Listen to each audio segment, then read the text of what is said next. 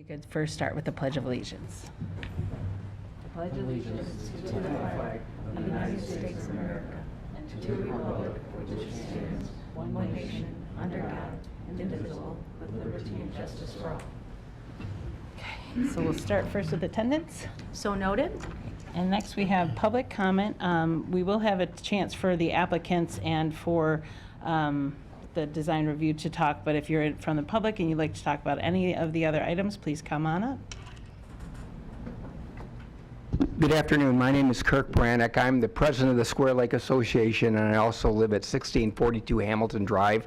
I think you may be in receipt of the letter I sent, and I'm referencing the site improvement at 1830 West Square Lake Road for the MUC, the MUC landscape plan. I provided you a letter just to make sure that you understood the history of this parcel. I'm not going to go into it. The parcel has a long history, but in short, when the original agreement was made to create the MUC, the parcel was supposed to be a home site, and it was actually sold. However, the MUC bought it back. There was a new group, new board. The board did not understand that there was an agreement with the township and the MUC regarding the fact it was supposed to be a home site, so it was repurchased. The site was also supposed to be a buffer to the neighborhood, so that's really important, and it's all outlined in the history here. I won't go into that any further. We're here today because we support replacing the approximately 75 dead arborvitaes. They were planted, not according to plan, but we're supportive of that. We also are supportive of the additional plantings because we think that will help create the buffer as it was originally intended. So that's our comment. We appreciate that the board took into consideration what we wrote and the fact that gave us some input on this subject. So thank you. Thank you. Would anybody else like to come up and speak? Okay, I'll go ahead and close public comment. Next we'll go to approval of the minutes from August 2nd. We've all had a chance to look them over. Unless there's changes, I'd look for a motion. So moved. Motion by Hey, clerk. was that changed in the, We will make that correction to reference the Jewish Federation from the Fisher Foundation. right? Or Federation. Fisher Federation, okay. On page So 1. with that accepted Okay, or great. supported? So motion by Clerk Brooks, support by Treasurer Keeps. All in favor? Aye. Aye. All opposed? That passes. Next, we'll go on to new items, and we have signage, which first we have specialties in rehabilitation medicine at 43344 Woodward Avenue. And we'll have Patty start, and then you can add some flavor after. So this proposal is coming back to you with a new wall sign proposal in which they recently came before the Design Review Board on July 5th, at which time they received approval for a smaller sign, and as determined that they could and would be allowed to have a larger sign, they decided to come back. And so here we have a proposal where they're looking to install a 59.9 square foot wall sign. It'll be acrylic sign face with printed translucent vinyl illuminated, to be illuminated with white LEDs. It'll read specialist in rehabilitation medicine. And on the elevation identified, the detail, as noted, is in compliance with the sign ordinance. The applicant did receive approval to allow for a banner to be installed while they're waiting for the permanent wall sign to be installed, not to exceed 90 days. They are still within that 90-day period, but they're here before you seeking approval for this revised sign. And this one is within, it's not asking And is for compliant, variance. yes. And then just a quick question of, is it backlit for the specialist in, or is that whole thing a bright The white? whole thing is illuminated. Okay. Do you want to come on up? And I just have one more question. Is the logo also within compliance? Logos in the O1 district are not specified, Okay, so it is in compliance with as presented. perfect. go ahead and let us know your name and, I am Jeff Ham. I'm with Sinorama. I'm representing specialists in rehab medicine. Just like she said, we came back the second time to make sure that we had everything within compliance. Standard sign, we do all day long, channel letter sign on a 3-inch pan backer, so the rectangle won't be lit itself, just the letters themselves will be illuminated. And then, like she said, we are going to be looking for just a temporary banner until we get that up and everything's approved for them to use for identification in the meantime. so I probably misunderstood. So the whole sign won't be bright white lights? It's just the specialist in rehabilitation that will be lit? Correct, The with back an white won't be. icon as well, yes. But all that white space around it is not lit? No. Okay, thank goodness. All right. Anybody have any questions? No questions. All right, then I'd look for a motion. Make a motion to approve as submitted.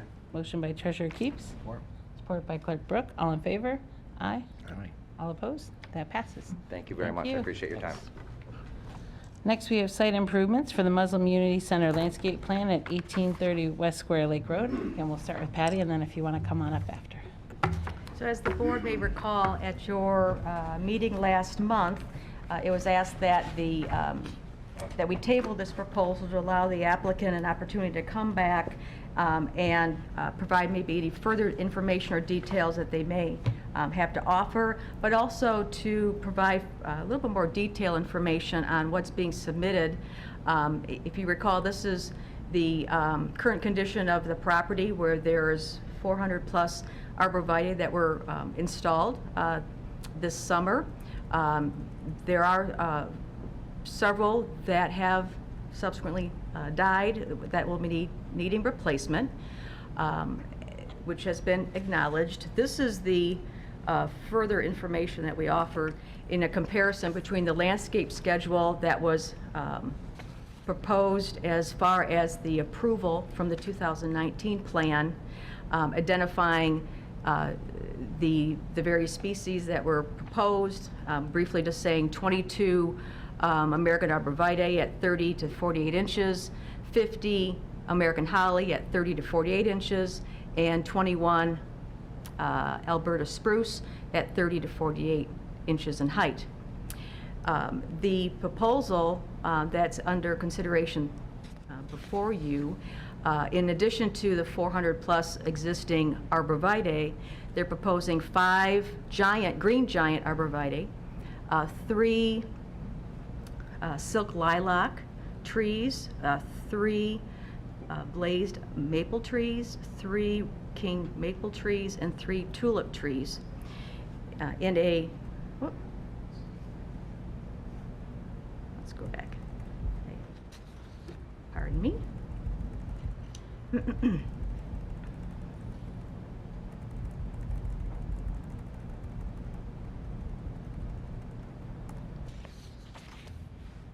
And this landscape configuration, so you'll see that there's some groupings of those new trees, staggered placement to provide a little bit more visual interest and be more in keeping with what the intent was in the previous plan.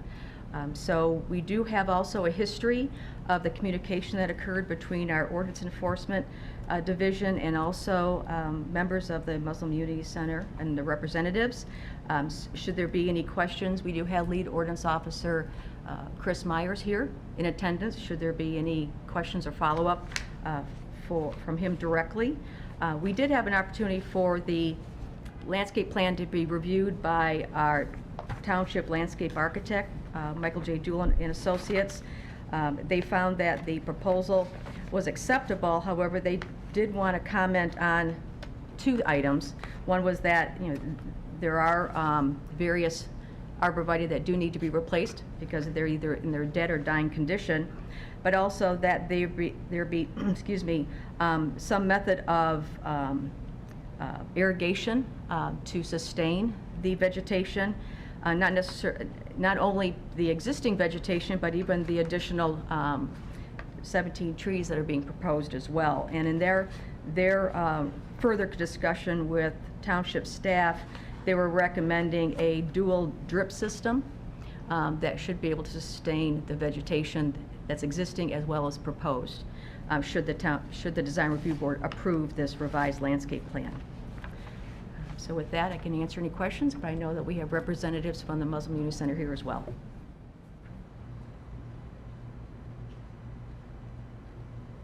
Do you want to come on up?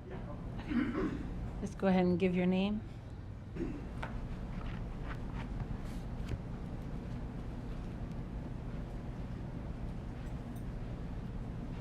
Hello, Jonathan from Springer Landscaping. My father's the owner, been in business for 45 years now. So we kind of got brought into the project late last summer, early fall. Pretty much, I was given the plans, did not know they were proposed by the city of Bloomfield. All I know is we were supposed to basically sector off this lot to prohibit any type of visual impediment from the lights for traffic when there's cars inside there. Inside the plans, yeah, we're roughly 56 arborvitaes. We were instructed to put them side by side. They're roughly 3 to 4 feet tall, and I believe the exact number of that died, I think, are 55 that died. But to be honest with you, 55 dying out of 420 planting late in the season is not uncommon, but I will say it does need an irrigation system. The original proposed landscape plans, I put it this way, it was kind of a little bit of a gray area, but the plans that were originally submitted, they just, in a nice way, that landscaping is from like the 70s and 80s, especially the hollies. Hollies only grow 5, 6, 7 feet tall. Alberta spruces will be 10 feet tall in 40 years. You just don't see them anymore, so I know the goal is to basically prohibit any type of vision into this property, so that's where I proposed. I talked to I forgot the gentleman's name from the architecture firm, but I said, hey, let's end up doing like a 1.5, 2-inch caliper tree that's going to give more vertical appeal immediately, and then also too, it's going to long-term coverage because the Alberta spruces and the hollies are going to do nothing. And then one thing I want to say on their behalf is the original plan was to do 65 arborvitaes, I believe. If we did 65 arborvitaes, that would have never filled in. So they took the initiative. They told me to say, hey, we want them side by side, and that's why we got the full coverage green belt. They watered them very consistently throughout last fall, but I will say it does need an irrigation system for the new plantings. And the new plantings we're putting in are trees that are, one, very hardy, two, they grow very quickly, and then, like I said, they're going to give more coverage compared to the plan. I don't know who proposed them or anything. I know the architect who drew them up. I'm not sure if he came up with the species of plants that was desired. But I can tell you these are definitely going to give more curbside appeal very quickly. And then also too, especially the corner lot where those green giant arborvitaes, compared to the emerald greens, the green giants will grow 2 to 3, even 4 feet per year after a year of establishment. So I think this will satisfy, it seems like both parties, we could get it done immediately. And I will say, since we've been brought on late last summer, they've been, Wade and then Tulin have been extremely proactive with me, and Will, the security guy who handles a lot of the stuff, communication, they've reached out to me, please talk to Wade as much as you can, make sure we're on pace. And I feel like I'm not sure if Wade's here, but I've talked to Wade probably a handful of times in the last probably a couple months this year, and then also late last year as well too. So yeah, that's pretty much any questions. I'd be happy to answer it. One of the questions that I had was about warranties, since there are so many that have passed. Will there now be warranties so they don't have to continually pay to replace them each time? Yeah, so we offered a warranty at the beginning of the year, or when we planted them. Obviously, it's more expensive. I'm sure we can figure something out. I will say, once a year of establishment for arborvitaes, which can be a little finicky, those that are already established, which would be roughly about 370, I'd be very surprised if any of those ended up dying. We'll replace the 55 ones. We'll have to replace those. Luckily, we have a pretty good relationship with one of our vendors to where we can probably get, especially in the fall time, if we do it at a pretty good discounted rate. And then the new trees too. But the biggest thing is just having a correct irrigation system, not just one drip line that goes around. I mean, that's got to be roughly 1,500 feet of linear footage.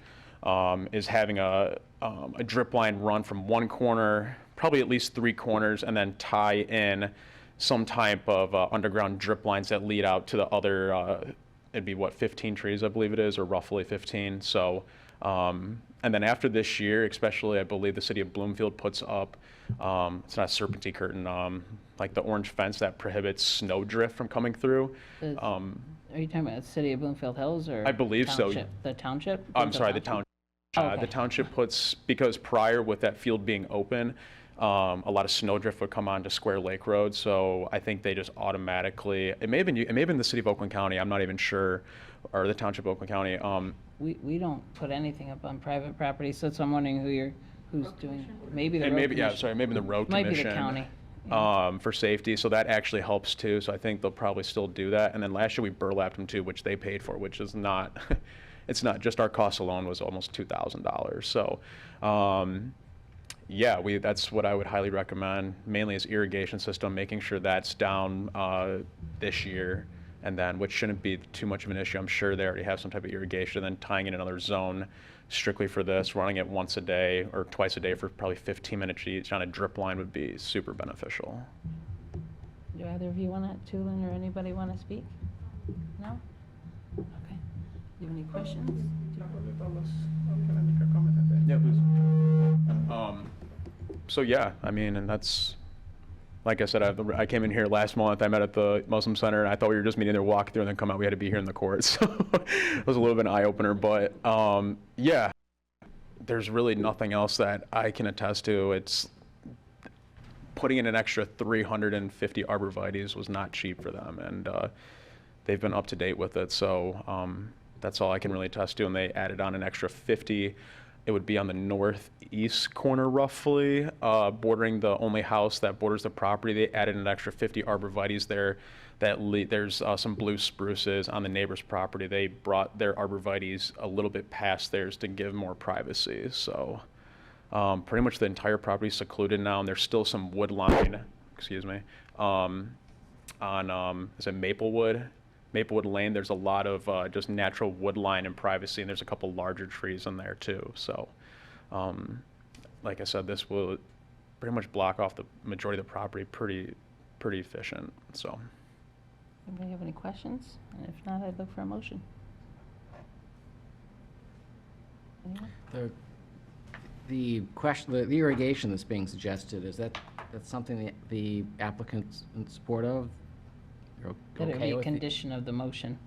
I'm sorry, what was that? the irrigation system you've discussed, that you recommend, that I've heard mentioned also before by the township We are architect? gonna replace whatever died, so irrigation system is gonna be tough to install, especially with the cost so far.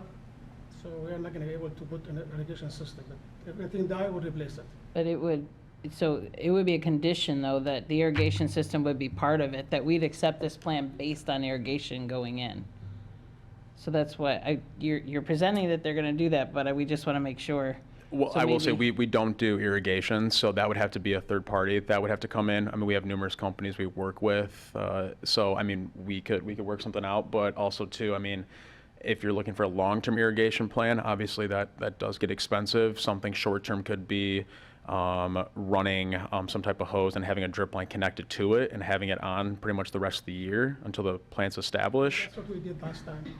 That's what they did last time, so it was done by hand. But again, you know, I'm kind of in between right now. You know, would irrigation be beneficial? Yes, for the cost of already having, like I said, 80% of the arborvitaes already live. It'd be uncommon for another 50 to die by next year. The new ones will replace, obviously, those will have to be watered on a consistent basis as long as with the new trees being installed, but.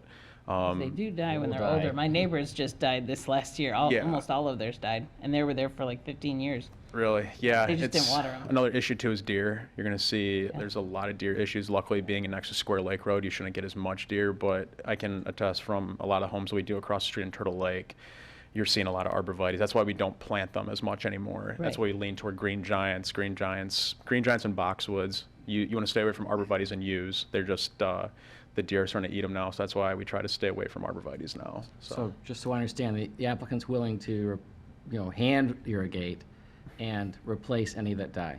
Was that what Michael J. Jewell suggested, or was he saying this landscape plan would require an irrigation plan? He's recommending that there be a A permanent. long-term, permanent. long-term Yeah. irrigation system, and recognizing something more efficient would be the drip line.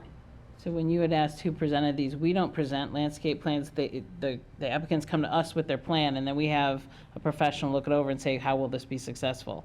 So I don't know who they hired to bring in that last landscape plan, but Michael Jewell would look it over and say, so same with this one, this landscape plan can be successful with a permanent Yeah, and irrigation. I guess it's out of my power to, I think So they would maybe- probably have to speak on this. Would one of you like to speak on that?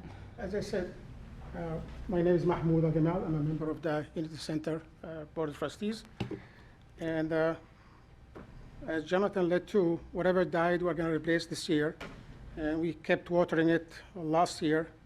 And we assigned a person to do it daily the first 2 weeks, and then by every other day till then. And about 375 survived the 420. I think that's a good percentage. And we're going to replace them. If something happens again, we're going to replace them. We're going to keep doing it. And with the rain coming and things are going around, we might reduce the number even if the time we water the plant. So we're going to keep watering. If something die, we'll replace them. But the issue is you're going to be planting bigger trees, they're going to want more water, and if we don't have enough water right now with the hand irrigation for the arborvitae, we definitely won't have enough water for hand irrigation for 15 new big trees plus that. That's why the professional landscape architect is saying, this is a wonderful plan, everybody's happy with it. We don't have to make you take anything out if we could just say the only way that it'll be successful is, The cost so far is way huge. I mean, we cannot afford to keep dumping money there. but Just this is for a different for plan irrigation than was system. approved. No, the Remember, plan- you the plan does not came call- with something The plan does not call different. for irrigation system. Well, that plan was never approved. It would have called for an irrigation system if you had had that as your plan. Even the You original brought a pla- different Even the plan original plan did not have irrigation system. because it wasn't a solid line of arborvitaes, and it's a different plan. And he looks at each plan individually. This plan, everyone agrees, is a beautiful plan, but it is a more high-maintenance plan. So knowing that that would be a We condition. can go back to the original plan, 95 trees, and then we can install dripping system. I mean, if that's the case, I mean, just, as I said, the cost is just huge. And we are a nonprofit organization. We don't have money, we don't generate money. I mean, the cost so far is about $40,000. I guess Without- we're without trying the- to, the we're trying to replacement- help. We're trying to help I'm because trying you to were. tell you also the I situation. want to we wait have. till you're done. I'll wait till you're done. So we're trying to help. You were approved for a site plan. You went through all the pain and suffering of doing that, and then you kind of threw it out and said, I'm just going to do something else. We're trying to help you not have to rip out and go back to the old plan by saying, hey, this is a great plan. Everybody says it's good. But had it gone through site review the right way, it would have been addressed of, you can only have this plan if you have a way to keep it. So we're trying to help because, again, you went a little rogue. You made your own plan, but everyone's on board now. But in order to, there are consequences to those actions. The consequence is you made a really great, beautiful thing that requires a lot more water than hand dripping and hand watering. But the original plan, the one we started planting based on, that was approved. That, which you didn't do. You're right, you were approved for something that you did not do. Okay, no, we started doing it, but there was some change recommended by Chris and also your landscape architect. I mean, I can see the letter he sent to you regarding that plan. He recommended the trees to be tighter, touching each other starting from day one. And that's why, based on that, we decided to go with more number. So we did not change the plan based on our need. So Are you I'm- able to do an irrigation? Because they will be conditional. Are you able to do an irrigation, long-term irrigation? It's all based on the plan? cost. I cannot promise because the cost is huge above our Is- capacity. It's going to be hard for us to do. I Is there promise. is there an irrigation system now that you Right could now, tie we have, into? we have a Well- garden hose and we have a guy, You just go So the main property does not have an irrigation no, system built? doesn't have any irrigation system, no. Okay, so in order to bring irrigation, a drip line to these trees, you'd have to put an entire new irrigation Entire system? system, yep. At the And local this is community center? 1 acre land, so you're talking about at least 10 to 15,000 if there's a landscape guy. It's a lot of money. Your commitment now is you're going to hand water it? Yeah, and and if there- anything die, I promise you, standing for you, I'll replace it. Was there a less expensive option that Michael Duell might have suggested? No, this was it.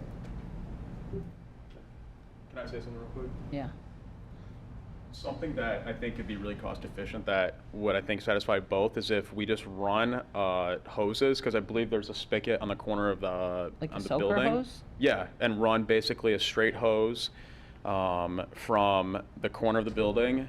And what we'll do is we can put an automatic timer on. You just leave Right. the spigot on 24/7, and then it'll do a time period where, hey, it'll do one zone, which will be half the trees for, we'll say, 2 to 3 hours, and then it'll shut one side off, go to the other side, and water one half. And then you can actually add extensions on, and we'll run those underground and then lead them to the larger trees, and we could just, and it's more of a constant watering compared to a drip. And then, you know, I mean, material-wise, it's just the reality. Yeah, adding an irrigation system to a property this size, I mean, you're looking at, I know, at least 10, 15, if not $20,000 in these sprinkler companies. I'd be shocked if they could get to it this year. That's why I was wondering if the soaker, so I guess the unofficial term I use is soaker hose system. No, yeah, no, But a that's- lot of us in our yards have, because we aren't out there every day watering, we have soaker hoses, we have timers. Mm-hmm. Is there a reason that Michael Duell wouldn't have thought that was, or Not did at he all, just, not okay? at all. The whole point Because is that that's there what a has to lot of be- us have in our own yards, is soaker hoses. That would be fine. That No, you put it- on. They honestly I'm were- satisfied with that. Yeah, I Yes. mean, I didn't need a full underground system. No, that wasn't okay. implied. That's not even what I do in my own yard, so I wouldn't think Mhm. it's fair to make it Nope. Yeah, for your no, I agree yard. with you guys. I think it's But- cost efficient on both parties, and you guys get the irrigation that's required or needed for this many trees, and then also they're not biting the bullet on a $20,000 irrigation system. In reality, it'll probably be roughly $500 in material. Right. So, Would you, sir, would you be willing to do that? Something like, it's literally just a hose, but instead of you having it's got like tons of little holes in it. Yeah, we have some of those already right now. Great, We can do that. perfect. Seems fair. Anybody have any other questions? Not either So for I could make motion. a motion to approve the revised plan as submitted, subject to commitment to replace trees that have died or will die, and that the applicant would be irrigating the trees as discussed. With the soaker hose and then system? real quick, I just want those for the trees that are newly planted. What's the time frame on their, let's say, you know, Replacement? replacement time span? I would personally, from this line of work, it would be up until pretty much 1 year. So let's say we plant them October 1st, they'll be responsible for, you know, replace them all the way up until October 1st of 2024. No, I guess my comment would be you have to replace and maintain them, so however long these trees are existing, they need to be maintained. Yeah, like as they die, they're constantly Whatever replacing that them. is. It could be Okay. 10 That's why I years. I mean, warranty that may not be those. your guarantee or their deal. That's what I But was as a gonna say, property owner, that's what's required, is to maintain, and I was gonna kind of, but with regards to irrigating, whatever it needs, they need to be maintained, and they need to be replaced as per this plan, per your plan. That's why the soaker hose will guarantee that you have a better chance of not having the high cost of the annual replacement, because as they die, they have to be replaced every year. So, it's not like a one-time kind of thing. Well, I think you know, I support the motion. It's going to be up to them to repair and replace to replace the existing trees that are dead. And I would say all of the new repairs, if you'll accept the addition to your motion, that I guess what would the timeframe be? I to didn't do the mention a initial timeframe. planting? I Saying thought it was October. open-ended. No. No, the you have to- irrigation No, I'm talking about the initial the actual plantings. placement of the trees that are dead right now. What's your Oh, date how that they have to quickly? be replaced? Yeah, you Well, have to this- give a deadline. What do you suggest? I mean, in like this fall, Say this about- fall is the best time. I mean, September, October is the best time to do it. Okay, so When by- would you be able to do it? Okay, if we say October 1st, but you can't do it till October 15th, like give us, Yeah, honestly, can you do I would this? recommend planting these trees a little later in the season, just because if, Yeah. let's say we plant them in 2 weeks, it's supposed to be high 80s next week. You're shooting yourself in the foot. I would say realistically, probably mid to late October is the most fine. beneficial Yeah, time to do October it. That's when they Want to say by replant. November 1? I mean, I we're would say not- Yes, we just- November November 1st, I think, Okay. is more than fair. okay. Yep. So are you okay with that adding change? that? Yes, I'm okay with that. Yeah, I'll support that. So you have a motion by Clerk Brooks, support by Treasurer Keeps. All in favor? Aye. Aye. Aye. All opposed? Great. Thank you. Thanks for working on this with us. Thank you. Thank you. I don't know whose it is. I don't know who that is. I haven't heard that in a while. No. All right, so next we have site plan special land use for Chick-Fil-A at 2165 South Telegraph Road. And again, we'll start with Patty and then whoever wants to come on up.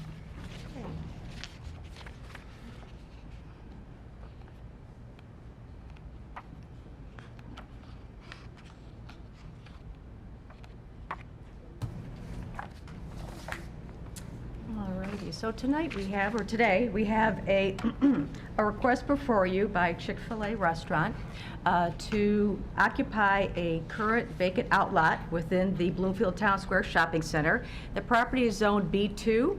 I'm going to be focusing on the address of 2165. And 2165 presently, as we may be familiar, is a green belt area that runs along Telegraph Road, north of Square Lake on the east side, with a parking lot to the easterly edge. It is adjacent to a multi-use tenant shopping center to the, or building to the north, and to the south is IHOP. So Chick-fil-A restaurant is looking to construct a new 4,592 square foot restaurant. It will have a dual drive-through operation with a storage capacity of about 35 vehicles within those lanes. They also are proposing outdoor seating and an, indoor seating as well as an outdoor patio area. They're looking to operate beyond our hours to extend to 5:30 a.m. to 11:30 p.m. Monday through Saturday. They will be closed on Sundays. And they also, in this request, they are looking to propose a traffic management plan that is also utilizing the adjacent parking area for the Bloomfield Town Square Shopping Center. There is a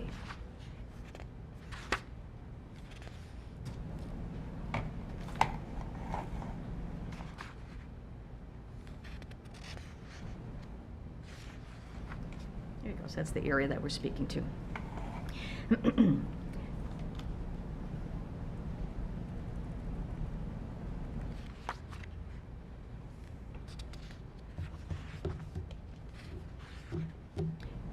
They propose to remove all of the hard surface within the area, as well as the existing trees and vegetation to accommodate the new construction. And if I can pull up the site plan, bear with me with the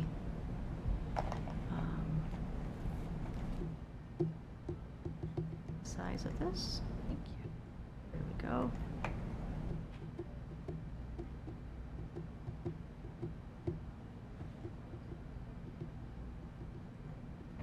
Let's just go one more. So just focusing on the site itself, as we see, there is a brand new building that's identified, in central area, central location within the site. Just to give you some boundaries, on the northerly property line is the dual one-way exit for the shopping center that leads out to Telegraph Road. On the easterly border is a two-way internal drive lane that's part of the shopping center. And to the south is the a green belt and the adjacent restaurant use, and then its frontage being on Telegraph. So the building itself does comply with the zoning setbacks from front, side, and rear. It does show that there is parking along the front as well as to the side. The parking does comply with our zoning ordinance with respect to the 33 parking spaces provided on site, but also 33 parking spaces provided on the shopping center parking field as part of a shared parking agreement with the shopping center. The loading occurs to the east of, or to the rear of the building, and that is shown in a upcoming traffic pattern that's been produced, and I'll show you that shortly. The dumpster enclosures are shown on to the rear of the building. There's also a storage building that's to accommodate some of their site maintenance equipment, which also will have a similar material to the dumpster enclosures and gates. There is, excuse me, there is a patio area that's being shown where there'll be 6 tables with 4 chairs each. and also a railing system to contain, if you will, the outdoor seasonal dining. And then there is a canopy area that extends on the northerly elevation, under which the dual stacked drive-through lanes will be part of. And then there also is, from this plan, clearly a series of signage details to provide direction for their customers as they are entering, maneuvering, and exiting the property. The site does have an access point from the shopping center's drive lane in this location here. As you can see, there's two-way traffic that allows for parking, and also it allows for then access into the drive-through area. The drive-through lanes do extend along that southerly elevation. At that point, they do provide for a bypass lane, for those who may want to opt out of the queuing. They would be able to exit at this point, being able to traverse and maneuver between these two lanes to be able to exit onto that shopping center lane. And that's being indicated in this light gray. That bypass lane then continues along that easterly elevation, along the north as well, and it does follow underneath that proposed canopy area. There are some hashing that is being shown for pedestrian access. With their loading and unloading to the rear, there is a pedestrian pathway that is being indicated for their employees to be able to retrieve and access the loading area. There is a hashing for those customers that are wishing to come into the restaurant along here, and then they're also indicating some pavement markings, if you will, in that drive lane within the shopping center property. Along the northerly edge, this is an existing condition that has been evident by both the survey as well as the site plans, that dual access lane exiting out to Telegraph as part of the shopping center circulation plan does encroach within the legal description of this outlot. And so we'll be asking for a access easement agreement between the shopping center and the subject site because of that existing condition.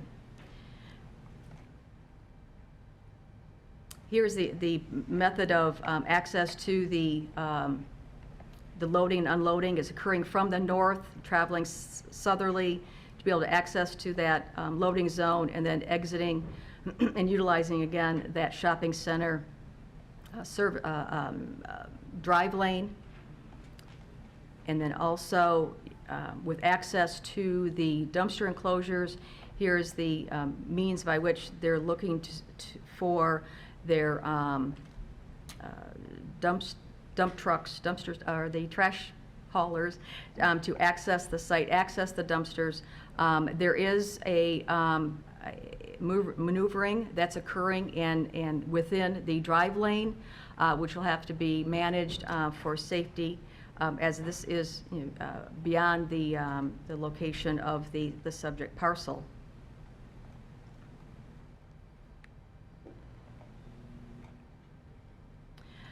The fire department did ask for a turning radius study based on the turning movements and the details provided by our fire marshal, and the applicant has demonstrated that they are able to access the site, maneuver the site to the fire marshal's satisfaction, and there is identification that there will be appropriate signage that will be required for the proposal. The landscape plan's been submitted also that calls out both vegetative screening and as well as in compliance with our zoning ordinance for parking lot trees, which they are providing as required, as well as replacement trees. There are some trees that they are removing, if you recall from the earlier elevation or earlier plans, and that replacement value is being provided on site. This landscape plan does meet our parking setback, our green belt requirements for parking by having a 10-foot green belt on the north and south sides of the site, providing the green belt along Telegraph Road. And then also, they're utilizing evergreen as well as deciduous vegetation to screen some of their ground-mounted mechanical units. There's a transformer in this location here, utilizing junipers and ornamental grass, and then they're also proposing evergreens in the location over here for screening the dumpster enclosures, and also some ornamental grasses. So the landscape plan as submitted has met favorably by our landscape architect, Michael J. Jewell, and the company. I will ask the applicant to be a little more specific on their design, and I do have floor plans that have been identified for their discussion, but I wanted at least to highlight some features for you. In this instance, you can see that they do have that outdoor park patio area. That is considered a special event, so that is something that the Design Review Board does consider in your review is for outdoor seating in the township for restaurants. So we have added, as part of this site plan and special land use, also a special event to allow the seasonal outdoor seating in the area delineated both on the dining patio plan, and also showing a perspective view. The screening of the dumpster and that storage is identifying a neutral brick, a light brown, as well as a metal doors. There is going to be a pedestrian door for that storage area, and I believe I have an elevation of that. There we go. So at least it depicts what that would look like, but it is intending to match that that light brown color. And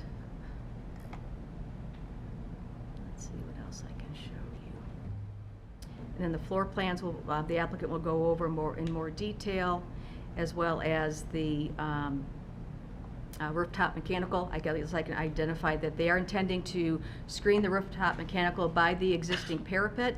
Should the existing parapet not be sufficient to be viewed to conceal the rooftop mechanical units from 360 view from the public, then they'll have to provide screening on the roof to accommodate that more specifically. A lighting plan has been submitted also that calls out pole lighting not to exceed 20 feet in height within the parking field itself. None of the all the lighting is intended to illuminate just the parking surface only, and not spill over on any adjacent property. They also are proposing some lighting underneath that canopy area that we spoke about. There's some wall packs that'll be identified and adjacent to the doors. And then these wall sconces are more decorative, and that'll be shown on all the elevations as more of a decorative element. And then lastly, here's the full shielded, downward facing, low profile light fixtures for the parking lot lighting. If I can just go to this briefly, and then we can speak a little bit more on some of the details and maybe some items that might have not have covered. So part of the proposal is not necessarily just providing and accommodating parking on site, parking in the adjacent parking areas, which is pursuant to that shared parking agreement with the shopping center, but also addressing the queuing, the stacking, and their traffic management plan.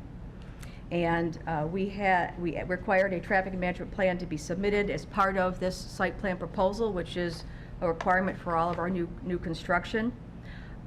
There were a series of reviews that occurred between our fire department, police department, and our township traffic engineer. that resulted in various revisions that were submitted over the last maybe year and a half as we've been working with the Chick-Fil-A team. The important notes to refer to is that they are proposing that their visitors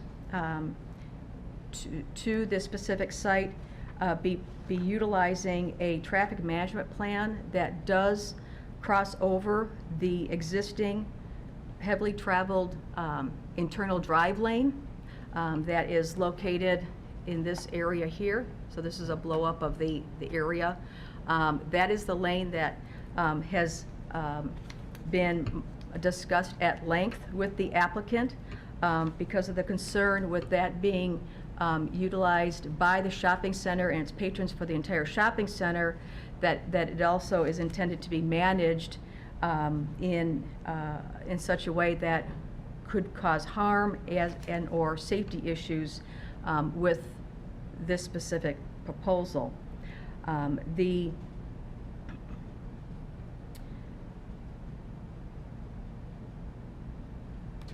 Their traffic management plan identifies that they will utilize a method of requesting their employees to manage the stacking and queuing to the restaurant via this area that is on the east side of that drive lane by means of having their restaurant staff wearing reflective gear, utilizing traffic cones to outline that area, utilizing directional signage, and all under a format by which the restaurant owner, the franchisee, would be responsible to manage on a daily basis. The plan that was submitted by their traffic engineer indicated that the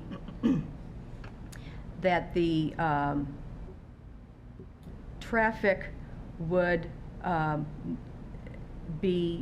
the traffic on the east side of the lane would be temporary in nature. We have not received any further information that would address that or validate that being in temporary nature. There are examples of which we have been a little bit more familiar with that certainly seem to suggest that it exceeds that 6 to 8 week post period grand opening that was suggested by the restaurant. The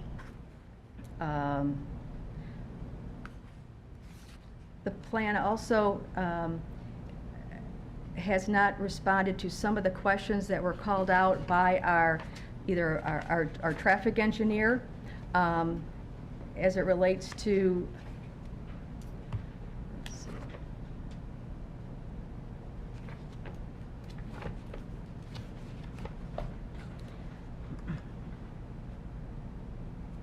As it relates to the traffic management plan specifically, it was requested that a revised traffic management plan be submitted, and in turn, it actually provided a list of things that may be done by the franchisee to manage the,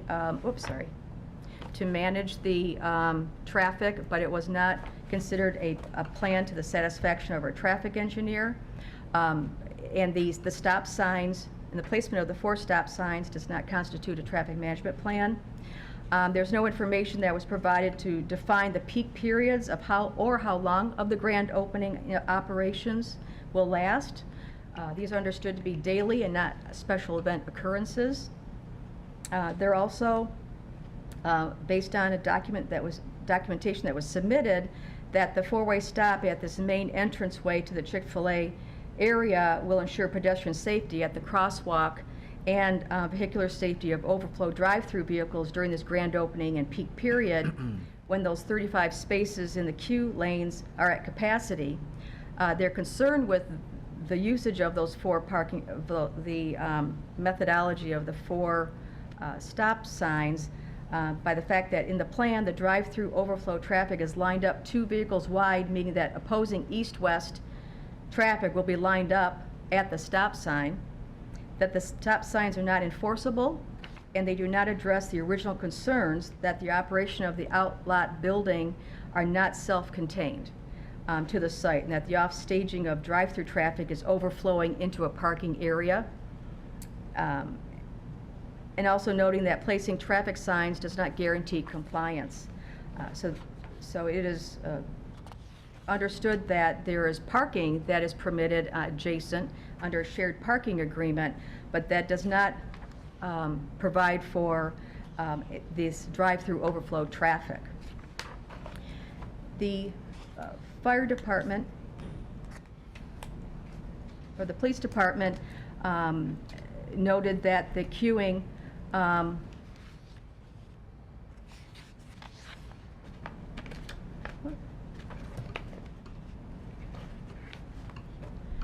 that the off-site queuing, meaning the area that is to the east of the shopping center's drive lane,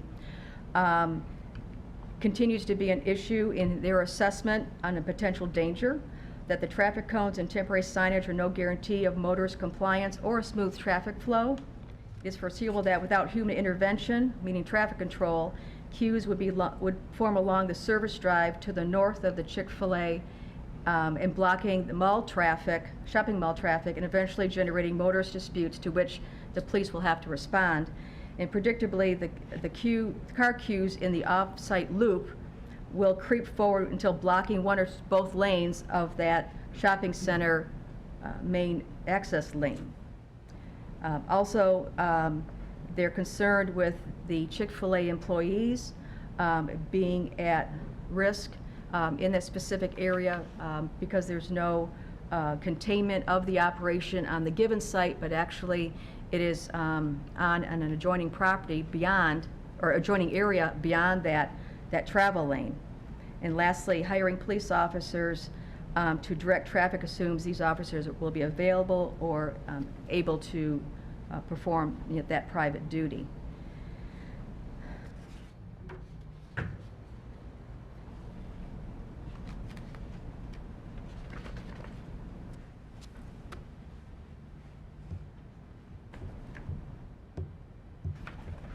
The fire department, in reviewing their traffic management proposal, noted that the north-south internal drive that runs parallel to Telegraph Road is a life safety concern for the fire department.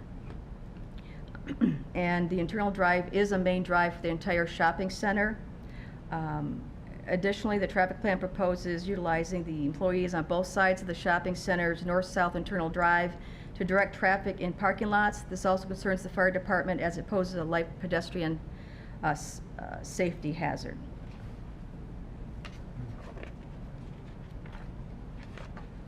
There has been an ongoing discussion with representatives of the Chick-fil-A team as it relates to this drive aisle that's part of the shopping center. We did request some alternatives that could be considered as part of our discussion over the last year and a half or so, suggesting that there be a revised site plan of the shopping center be submitted to revise that internal shopping center drive lane to another location that would then accommodate more direct access and usage of the stacked overflow traffic to the immediate Chick-fil-A restaurant.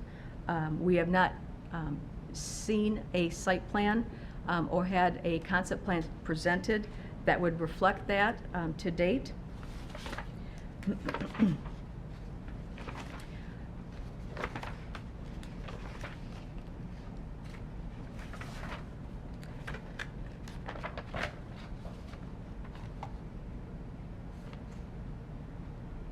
And lastly, with this image, although I showed you earlier maybe some other site plans that had a little bit more of a detail, but if you look at let me see if I can push this up.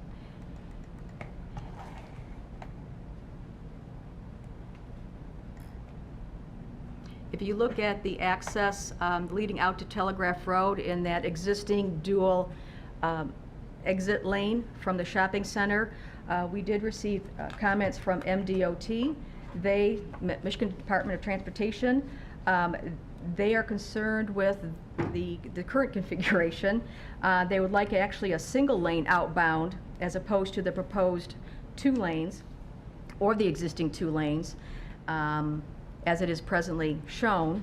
The 2 lanes they feel is a concern with the potential conflicts with between crossover, trying to exit to go to the crossover to go southbound on Telegraph. They also felt that because of the current configuration of that access drive, that if they were to revise the geometric shape, specifically on this the southerly, that at least it is indicating a very directive right turn out of the shopping center, to also, because of the current condition of the access, to prohibit anyone from turning right into directly oncoming traffic on the shopping center itself. The applicant has revised their plans to reflect those recommendations from MDOT, and that would be part of an MDOT review and permit, outside the scope of the township's review. We did have the various township departments review this proposal, excuse me, of which I've highlighted the reflection of the fire department as well as the police department in my presentation. But we also had Engineering and Environmental Services review this project. They found that the plans, as presented, are satisfactory to a preliminary site plan application. But they do acknowledge that with their review as well as HRC's review, that should the board grant approval of a site plan at this location for Chick-Fil-A, then there is an engineering site plan review and submission that would be necessary, and all elements of their engineering review would be required relevant to stormwater management, water and sanitary sewer, tree preservation, grading, and then a water and sewer study, which was conducted, was also found satisfactory at this stage. So with that, I know I've highlighted an overview of the proposal from primarily a site plan application standpoint, allowing the applicant to delve in a little bit more into the design and the operation and their intent with this proposal. And just to summarize, the request is considered a special land use because it is considered a restaurant with a dual or a drive-through operation. It is also considered a special land use because they're asking to extend the hours of operation from 5:30 a.m. to 11:30 p.m., which is beyond our 7 a.m. to 9 p.m. threshold.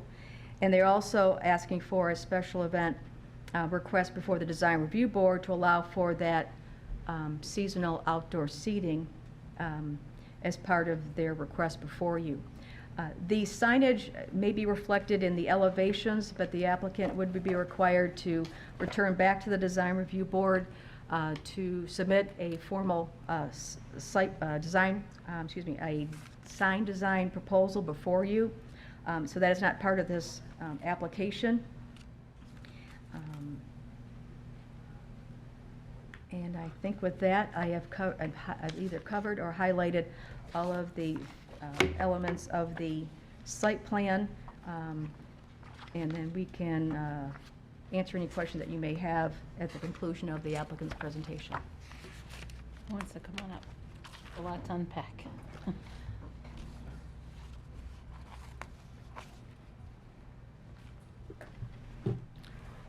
Good afternoon.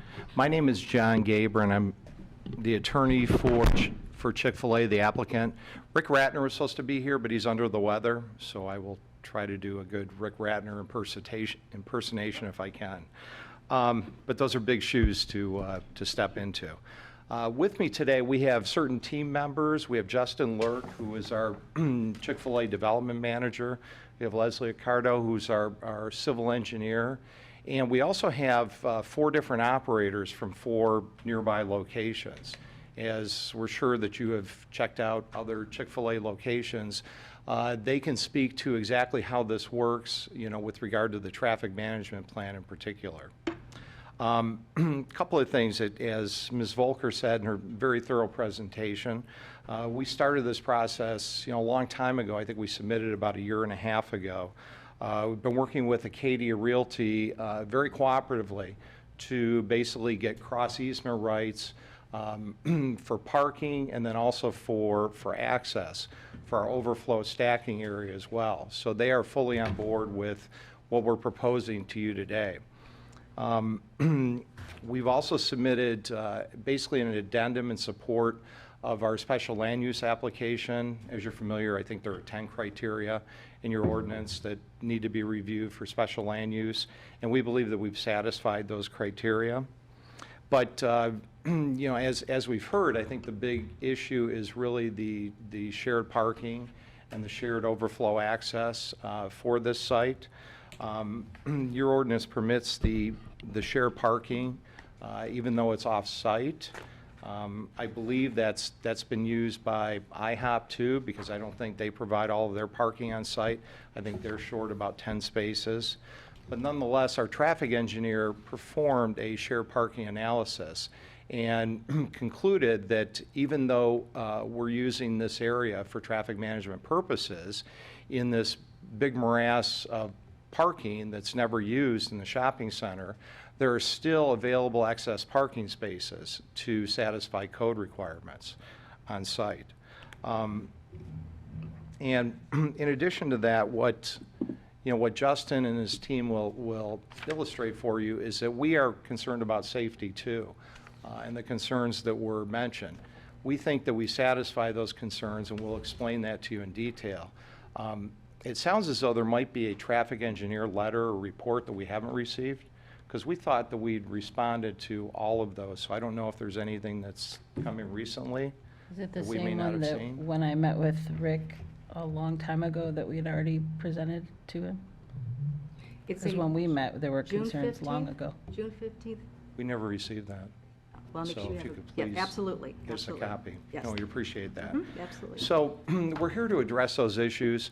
As Ms. Volker said, we comply with the site plan requirements and such, and I don't think that's really where the focus is. I think the focus is primarily on the traffic management, the overflow, the shared parking, and how that works. So what I'd like to do is turn the floor over to Justin and have him present this information to you and hopefully answer your questions. Thank you.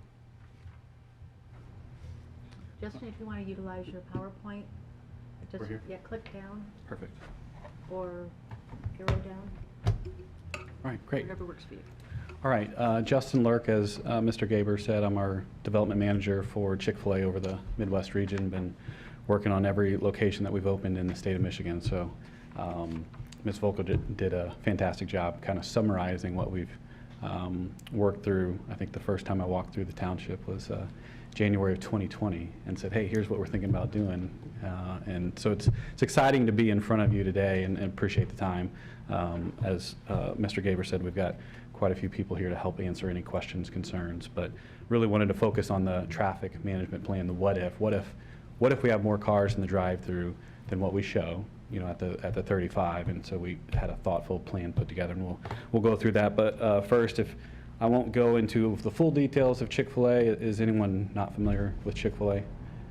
I'll just give the elevator speech then versus the full-blown gamut. But as Ms. Volker alluded to, privately held company, franchise company, the difference with Chick-fil-A versus most franchisees, you're only guaranteed one location. So our operators here, that's their sole source of income.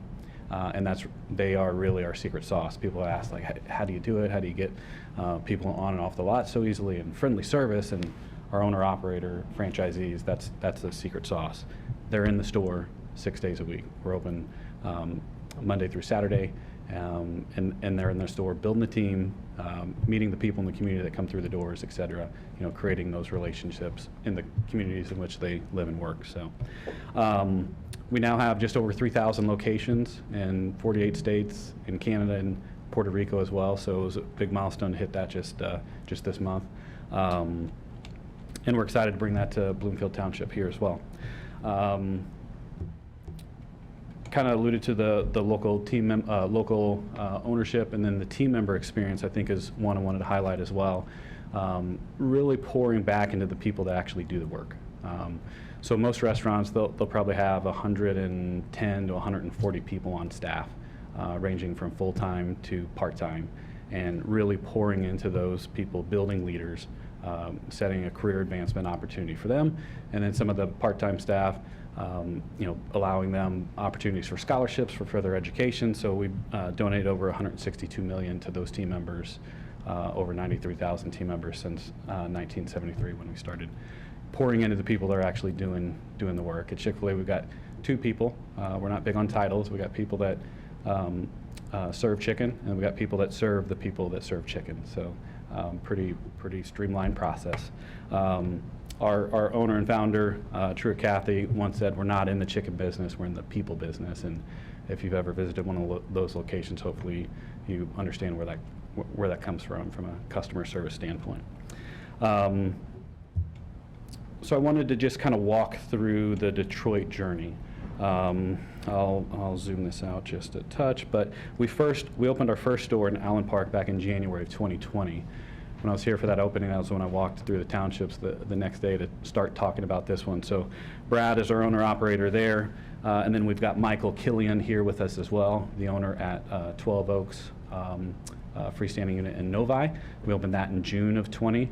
Obviously, we all know what happened after January of 2020, COVID hit, and then we still opened Michael's store in the heat of COVID in June of 2020. And then Phil Witzel's with us as well. He owns and operates Northville, and we opened his store up in January of 21, also during COVID, where all indoor dining was shut down for the state of Michigan. And then Shelby Township, Dennis Sampier owns that one. He's on vacation with his family. So we have Jack from his store, one of his great leaders here. We opened that the same month as Phil's in January of 21. So perception out there is we've opened stores during the heart of COVID and the lines are long, right? We get that.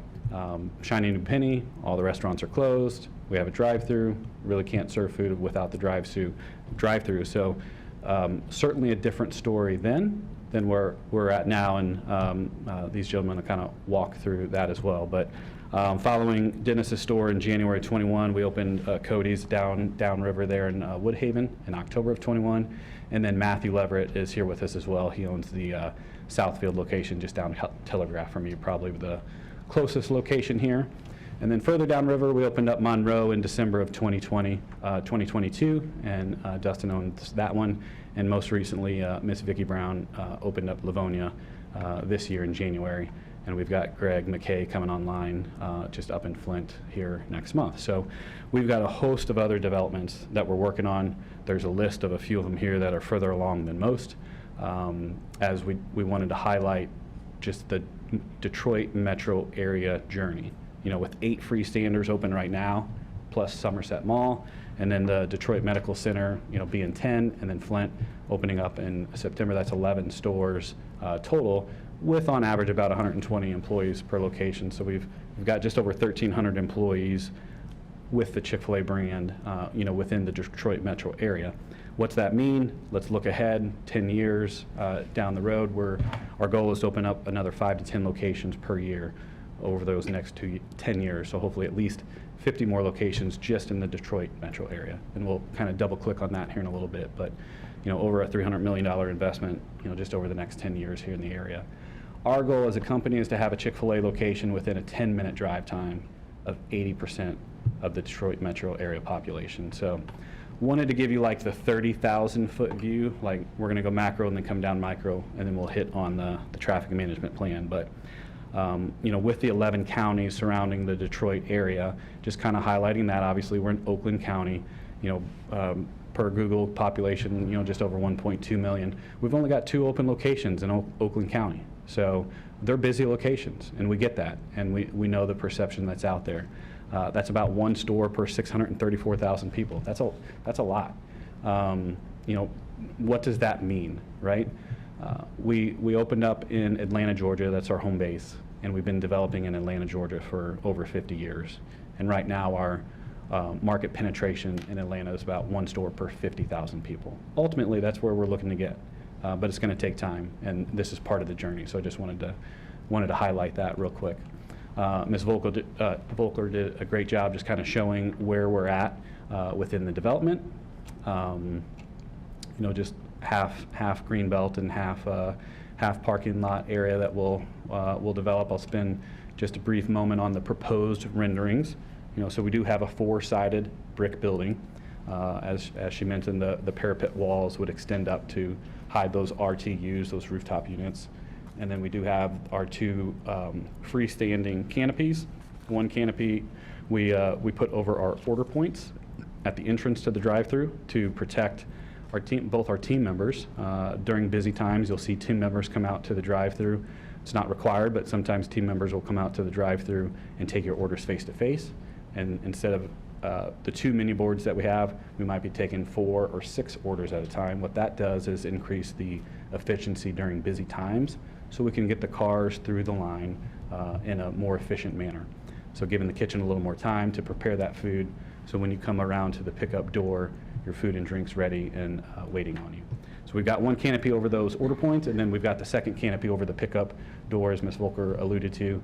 Again, giving you as a customer and our team members, just a place of refuge or coverage over the rain or the snow or the inclement weather that we're accustomed here in the Detroit area. But excited about the architecture of the building. Happy to answer any other questions that you have on that as we end our presentation.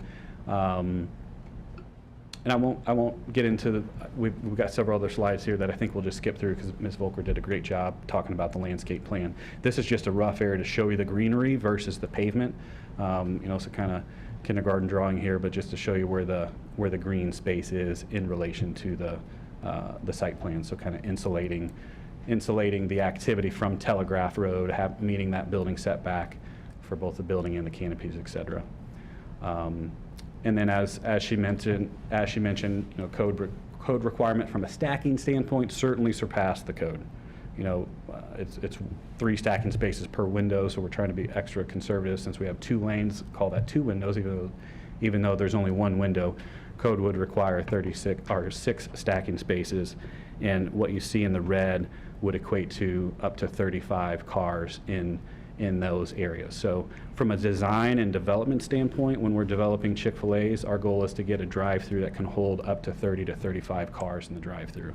As you can see, we're right on the upper end of that on this development.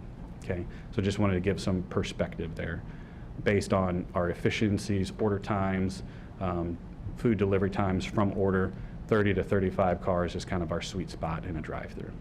Okay. And then as Ms. Volker alluded to, this is the traffic management plan that we're proposing.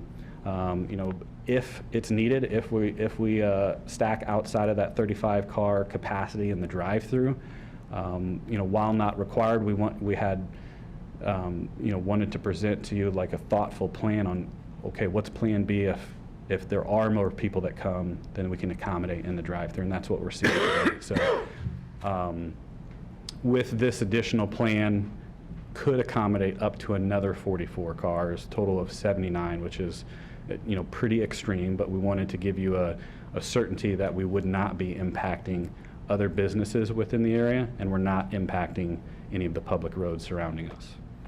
And this is just a better flow diagram of how that would work. Obviously, there's an ingress point into the development here, so you could come in if the cars were over, during our peak hours, call it 11 to 1 for lunch and 5 to 7 or 8 for dinner. If we have to implement this plan, this is what it would look like. Come in here, direct people to queue around this way, and then stop and working with the franchisee owner operator when they're selected at the time, working with them to manage this critical intersection. We understand from a life safety standpoint, this seems to be, you know, the north-south drive within the development, the key thing. And for us, for Chick-fil-A mission statement to have a positive impact on anyone who comes in contact with Chick-fil-A. You know, so if we're not designing and if we're not providing a safe environment for you as a consumer to come visit one of our locations, you're not coming back. So safety is key to us as well, and these gentlemen can walk through that as well. But if you come into the center, obviously this is one way out. You pass by the multi-retail and loop back around. Same thing if our drive-thru's full, you would enter through the traffic management plan queuing line and then onto the site through the drive-through if you're a drive-through customer. And I think some of these gentlemen will talk through just some of the percentage of their business that they saw like during COVID. Obviously only drive-through. Dine-in was closed, so 100% of our business was going through the drive-through during COVID. A drastic difference in percentage that we're seeing today. So while we have not put a time frame on when this plan might be needed, I keep calling this the what if scenario. So if we're outside of the 35 car stack, at least we have a thoughtful plan put together on how to manage that traffic versus, oh my gosh, there's traffic everywhere, now what do we do? That's the last thing that we want to do. And it's not uncommon. We'll walk through how we did that with some of our other openings as well. And this area just highlights that cross parking and cross access area. We talked about the parking plan. Mr. Gaber mentioned the parking analysis, you know, looking at what existing parking spaces would offer, what's required by code, and then even if we subtract all of the spaces that we would be using in this traffic management plan, still a surplus of over 100 parking spaces per code. And then that traffic analysis that the traffic engineer did above and beyond just what was required by code, but when are people coming? When are they visiting the different businesses within the center? You know, concluded that this entire area could be used if needed and still have a surplus parking space just based on the demand of parking, based on the business of the retailers within the development. So I want to spend just a few minutes on some of the other sites that we've opened. So Allen Park was our first one that we opened in January of 2020. Our restaurant is up here. You enter the site and then enter the drive-through here. During grand opening, this is a Meijer grocery anchored center to call it Plan East here. This bubbled area was our traffic management plan for Allen Park. And we utilized that during grand opening and during COVID. But if you go by Allen Park today, all traffic is managed within the drive-through lanes.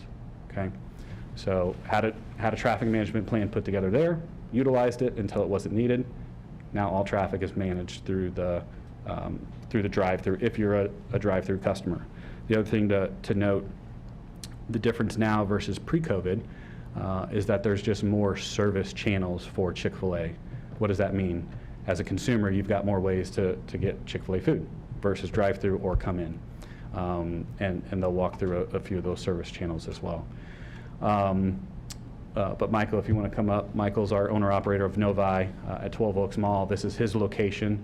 Certainly, I'm sure you've seen the news when we opened up during COVID, the line was way out on the mall ring road. Again, every dining room was closed during that time other than drive-through. But if you wouldn't mind just kind of giving us a quick synopsis of what you saw then versus what you're seeing now, to kind of tie into the traffic management plan offsite if needed. Sure. Michael Killian, owner-operator of Chick-fil-A 12 Oaks Novi. Thanks for having me. Obviously, like Justin was alluding to, pandemic, everything 100% drive-through. I will admit, I'm originally from Atlanta, so Chick-fil-A Michigan is totally different for me. Like it's a thing in its own. But so those first couple of months, you know, it was a bit overwhelming. Cars could be waiting for possibly 20, 30 minutes or so per car. Hour and a half. 2 months in, it was an hour and a half. 2 months in, hour and a half. But literally today, 4 minutes per car. Literally 4 minutes per car. Just looked at my app, 4 minutes per every car. We do about 2,200 transactions a day. 35% of those are drive-through. So in comparison, we started off 100% drive-through. Now 65% of our business is dine-in, carry-out, mobile. Only 35% of people go through the drive-through. And obviously, if you're familiar with 12 Oaks Mall, there's this ring road that was constantly full, constantly full. We, like, very rarely will we even get past what we call our 9-foot pole in drive-through, and that's right behind the canopy. So again, as there were traffic plans, you know, we have a good grand opening team that comes in and provides us with a good traffic plan, overflow plan. But me personally, so we invested about $80,000 in that first 6 months on third-party traffic direction. That second year, the second full year, we invested about $120, obviously because the first 2020 was 6 months, 2021 was a year, but then in 2022 in February, that's when we were able to open fully. Like no more COVID restrictions, everybody could come inside. So we haven't had traffic direction then, again, night and day. That first week, I didn't know if I was gonna make it, but we held on, held strong, continue to get better with our team as the team gets better. So the really interesting part about, obviously, difference between Michigan and Atlanta, everybody knows about Chick-Fil-A. You got people who worked at Chick-Fil-A. When I originally came up here in April 2020, we hired about 150 people and only about 10 of them had eaten Chick-fil-A. So if you put that in perspective, we're trying to fulfill this overwhelming kind of demand, and like people don't even know how to put a sandwich together. But if you pour into them, train them well, develop them well, come up with great systems and processes, again, 3 years later, obviously 4 minutes, that isn't our goal. Our goal is like 2 minutes and 30 seconds, but it's way better than an hour and a half. Yeah. So Take your grandkids somewhere new. That's yeah, and kind of like the pandemic was different. So like, it was an experience. Like we were all trapped in the house. It's an experience. The guests trust that Chick-fil-A will be able to provide them with a great level of service and a great product. So it was kind of like a destination. Everybody, let's just go hang out in Chick-fil-A drive-through parking lot. But now, and another thing that helps us, I think, and maybe some of the other gentlemen can talk about some of their numbers, but since we are on that mall, like nobody wants to, like if you've been shopping, you want to kind of take that meal, you got the kids, and sit down and kind of take a load off versus we've been going busy all day, let's just go to the drive-thru and get home. So any questions on any of that? So Michael, in the last 12 months, how many times have you utilized Ring Road? Off-site? Any offsite, anything. Zero. Last 12 months you Even had during none. like Black Friday, which is, like it can get dicey there on Black Friday. So there's no queuing that's outside your site plan that you're showing that goes out onto the ring road? No, sir. Okay. You no longer have to have traffic management. No employees ever go out there. No. We So don't. when was the last time you utilized So that? the last time we used traffic management was like 2021. When in 2021? So it was probably December. Okay. And so as soon as, you know, the governor allowed us to have those inside dining and stuff like that, it's been a totally different story, pretty much. I'm surprised about it because typically it's flipped, right? Your drive-through should be like 70% of your business and the inside would be 30%. But for us, again, it's like 65-35, which isn't, I mean, it's good to be able to spend more time with people on the inside, kind of show them what the Chick-fil-A, because that's part of our jobs and responsibility too. We're trying to grow the brand. We're trying to let everybody know what Chick-fil-A is all about. Again, you know, we've had, I would probably say over the 3 years, we probably had about 600 employees. But I will say we've given away 25 scholarships in 3 years. We've also donated about $2 million worth of food to our partner, Hospitality House of Michigan. So anything that we don't use, we freeze it, do the cool down process properly, and we donate that food to those who are less fortunate and who would not be able to afford Chick-fil-A. So those are some of the things that, the reason why we want to get traffic right, the reason why we want to have our restaurants firing on all cylinders so we can do things like that. Send people to school, give them I think our average wage is like $18.50. So we're literally paying 14 and 15-year-old kids like $14 an hour to make nuggets. I can't speak for them, but for me, I've known about Chick-fil-A a long time because I have family south and east. So you don't have to sell the concept to me personally. I think it's a great company, but we've turned down this concept of anybody, regardless of who it is, if you cannot maintain operations. And I've never seen anybody say no from all these departments. So those are just, my husband loves Chick-fil-A. So I don't know about them, but it's not necessarily selling the Chick-fil-A brand so much as, again, since I know the Chick-fil-A area, I'm still going to ones that have been around for 10, 15 years that are still super busy and still outside of COVID have had. So for me, if we could focus a lot on that, like I think a lot of the questions are going to be based on, this would be the first time ever we've approved that I know of, outside of your operations, you literally have, it's not just a shared spot, but your operation will be outside of that. Especially when there was an option to simply, Rick was just gonna go back to talk to the leasees. I mean, there's an easy solution, so all of us are happy. Get rid of that drive line, move it, but the choice seems to be not to go that way. So for me, again, I can't speak for them. It's not anti-Chick-fil-A, it's, wow, you have such an easy solution and they won't even try it. Why? Yeah, I think it's. That's what I need to learn. Yeah. No, I just wanted to address it. Yeah. The problem is with the landlord. The landlord, obviously has a shopping center. Right. Each tenant within the shopping center has a lease. There are, cross-operating agreements. And the problem is there are critical drives that are essentially untouchable within the shopping center, pursuant to all these agreements with all the tenants and occupants of the shopping center, and this happens to be one of them. So that's what the constraint is. It's not that we don't want to or Acadia doesn't want to. It's just that it's constrained by all those agreements that it has with everybody. So Rick wrote those agreements, Rick Ratner. So Rick didn't do the luckily, leases. Rick did the he original wrote the operating agreement that's locking you in. So it seems like the It's person one of who them. wrote it could help you rewrite it to make it easier. Well, So but it's all the leases too. yeah, you would so maybe have to make essentially some got a lot of concessions to people to make it safer for your employees, safer for our tenants or our residents. So you're right. There probably will be some concessions, but boy, wouldn't that be a lot better than possibly one of your employees getting hit by a car.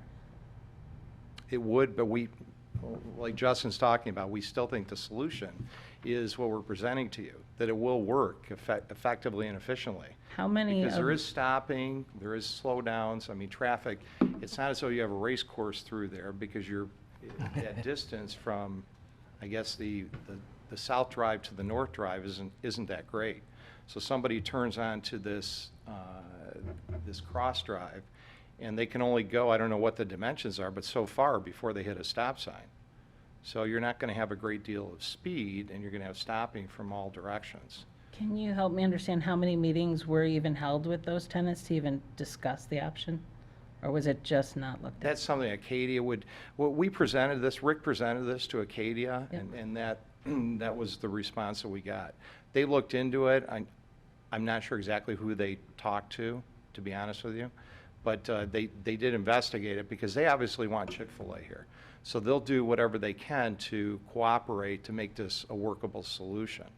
So that's, I know they pursued it, but we can find out more detail in that Yeah, regard. because he was supposed to pursue it after we met, and I haven't heard anything from even some of the tenants that it was approached. So I just want to make sure that didn't get lost, that was an obvious, wonderful solution.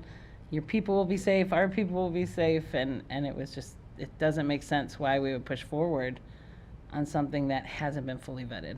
We'll pursue that and get you answers. And I know they did pursue it. They looked at every single one of their leases, and then, came back to us and said it's not even an option. They talked to every single tenant, or they looked at the lease? They looked at the leases. I can't reach say out if to they've talked to tenants. every single tenant, yeah.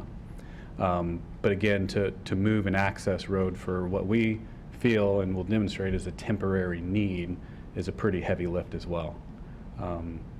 Just like you saw in Allen Park, only needed it for a while, not utilizing it now. Michael just said, don't. 2 years. Right, don't have anything over, outside of his lease boundary, and, certainly other examples here, so.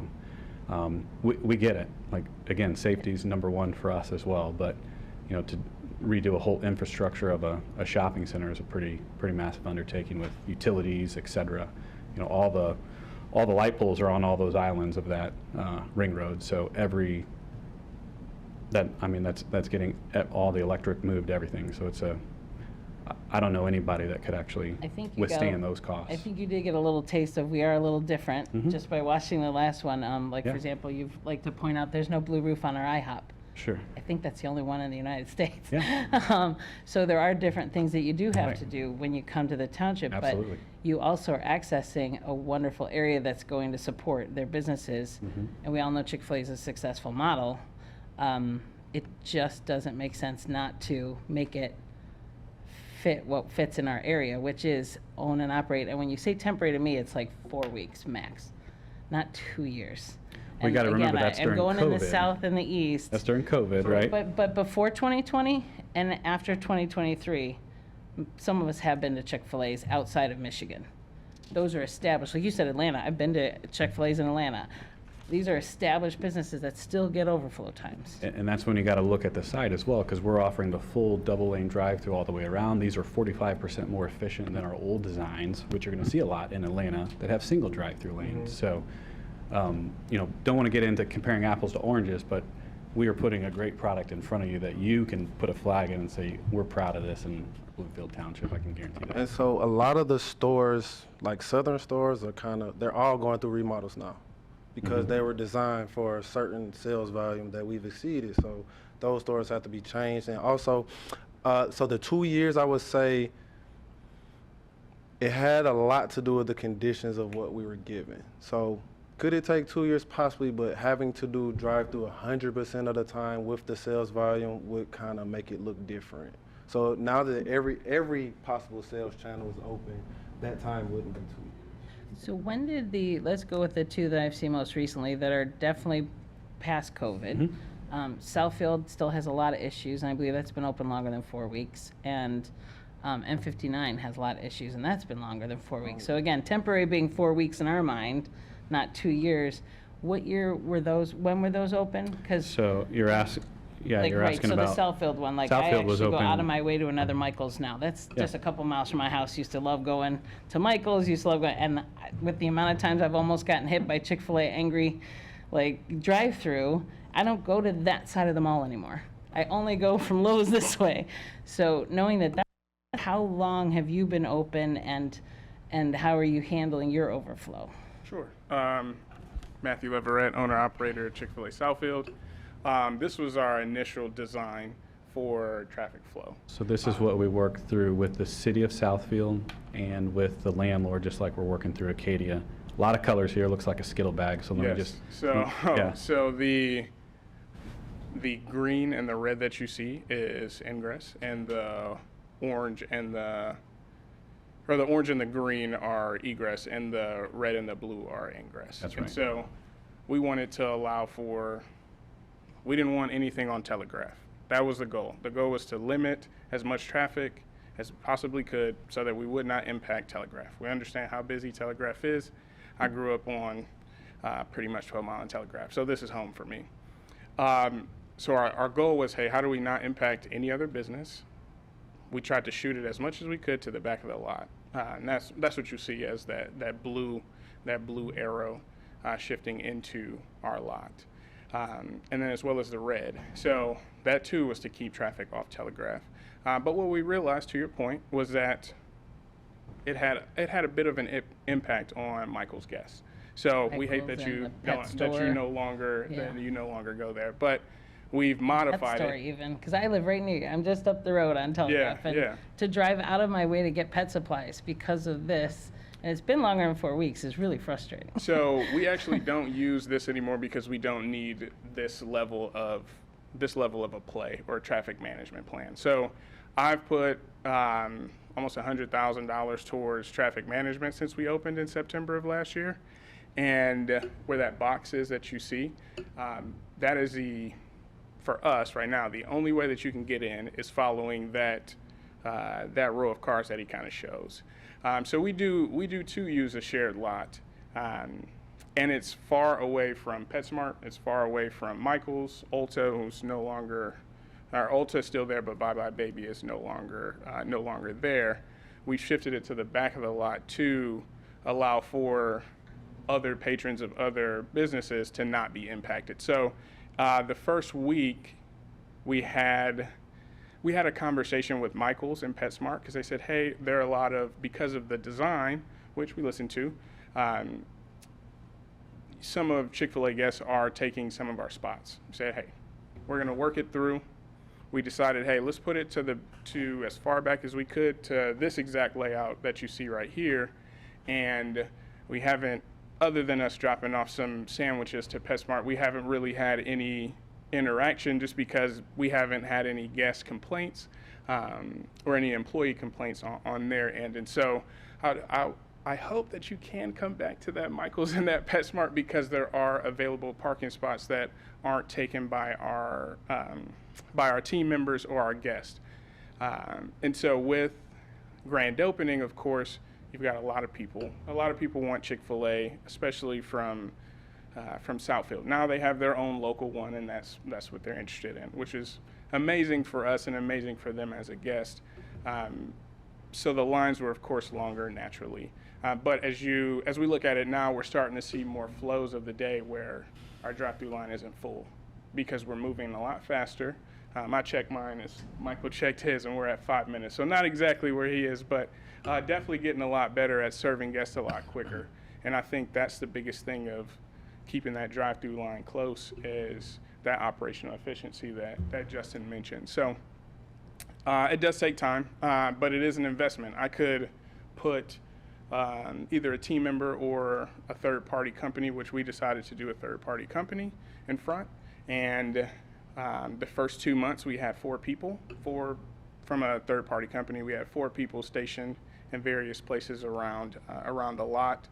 Now we've kind of come down to 1 because we don't necessarily need as many. We just need them as far as protecting guests and protecting vehicles. We haven't had any accidents in that area, but the goal was to make sure, hey, we can ensure that there's a safe flow into our drive-through every day. So haven't had any accidents as they flow into and across what that shared lot that we do have. And about how long, and maybe it's because with work, a lot of us only go nights, weekends, is it longer at night and weekends than it is during the day? Because it seems like I only am there usually at night, and it does seem a lot busier than what that picture would reflect. This is I'm not sure exactly when this was taken. Looks daytime. It definitely daytime for sure, but this is what a peak lunch would look like, and the faster we move this, the shorter that line is. So as we increase our speed of service, and I think this is probably the max that we've seen in the last probably 3 to 4 months. Even at nights and weekends? Even at nights. Like it doesn't, like we used to say, hey, lines to Ulta, but I mean, we haven't said that in months. I will promise you that. And the reason I'm asking about night and weekend is because people see better ahead to not hurt somebody in the daytime. It's like nights and weekends when they might not see someone For walking. sure. I'm just really Understood. concerned. Yeah, understood. I do say that with there's almost like a natural cue when there are a lot of cars. It's hard for somebody to just sprint by or blow by because there is a natural flow. And when it is not as busy, we'll say 6:30, 7:30 in the morning, this is a shared lot that's pretty empty. Cars, they have more space. They can do whatever they want in a sense. So oftentimes when it is busier, I do see that people don't move as fast because you're just getting in line. You're that next guest, hopefully, to get served, but ultimately, when it is a little bit busier, if it's a lot of cars, it's not really a lot of places for you to just sprint to. So, let's see. And one key thing for this specific layout and design, I'm sorry. It's okay, go on. This red box, I wanted to key in on that because all cars have to cross that red box, which is a drive aisle, similar to what we're talking about here at Bloomfield Township. Every car, except we wouldn't have to do that in the long run on Bloomfield Township, but every car for Matthew has to cross a drive aisle to get into the drive-through. So, But wouldn't they only be going to Chick-fil-A because they wouldn't, or is there an exit there is what you're saying? Because There's, with ours, there's an actual exit that they'd be crossing. Is there an exit there? there's one down here, like an exit that you can get out of down here. But you're saying they'd have to cross, is there an exit to the left of that onto Telegraph? No. So other than Chick-fil-A, they wouldn't be crossing through Well, there? any of these other users could still go out there, come up this drive aisle and hit this exit down at Northwestern. But they would probably, just like we usually do, just go the other way. So what I'm saying, yours is a little different in that yours is an actual exit out, whereas there's no exit out right there for Okay, people to. sure, yeah. It's not quite as dangerous. But I do appreciate it. I ask a lot of questions because I really want to just fully understand. And we wanna be here- I'm not anti-Chick-fil-A. yeah. I swear. We want to make sure that every Yeah. single Yeah. question is answered. Okay. Right. So, and again, I'm not, I guess, critiquing another community or approval process or what they approve or what you've presented. I guess for a second, and well, I'll ask, I guess, Southfield first. Yeah. I've witnessed, I've sat there. Okay. And I've been around other, in Florida, I've been around other that are newly developed Chick-fil-A's. And the one I'm thinking about is a contained site. It's busy. And whatever happens in terms of its activity stays within its contained site. It's part of a bigger center, but it's completely segregated. So in this scenario, I guess at what point you're working during the day, at what point is this initiated? Close to peak hour, I would say. So every day, do you do this in advance? Do you do it only when needed? We have traffic management. They start at 11 o'clock because that kind of, we're priming the pump. So we know if it's going to be busy, we don't want it to be crazy. And then finally we put somebody out there. So we have traffic management start at 11 o'clock. You typically don't see. Does traffic management, I don't mean to interrupt you, Oh, but no, does go that ahead. mean that people are present at 11 o'clock? Yes, To start yes. directing and they're outside? Yes, from That's every day you're open? every day, yes. Okay. But we do see valleys, so Okay. it's definitely peaks, but as it comes down post 1 o'clock, it'll settle, and then there's a lull, and then So by peak in. settling, do you mean also that you reduce your amount of personnel? No, I keep them from 11 to 9. So we're open 6:30 Okay. a.m. to 9 p.m. Okay. So they're there from 11 a.m. to 9 p.m. That's Okay. an investment because I want to make sure people And are they're every day? Every day. Period? Except Sundays. except Sundays and modified on holidays. But yeah. Okay, and then do you have stop signs that are posted here 24/7? Or is that only as a result of what's happening with your traffic management that day? There is a stop sign where that box is, so for guests who are entering the drive-through.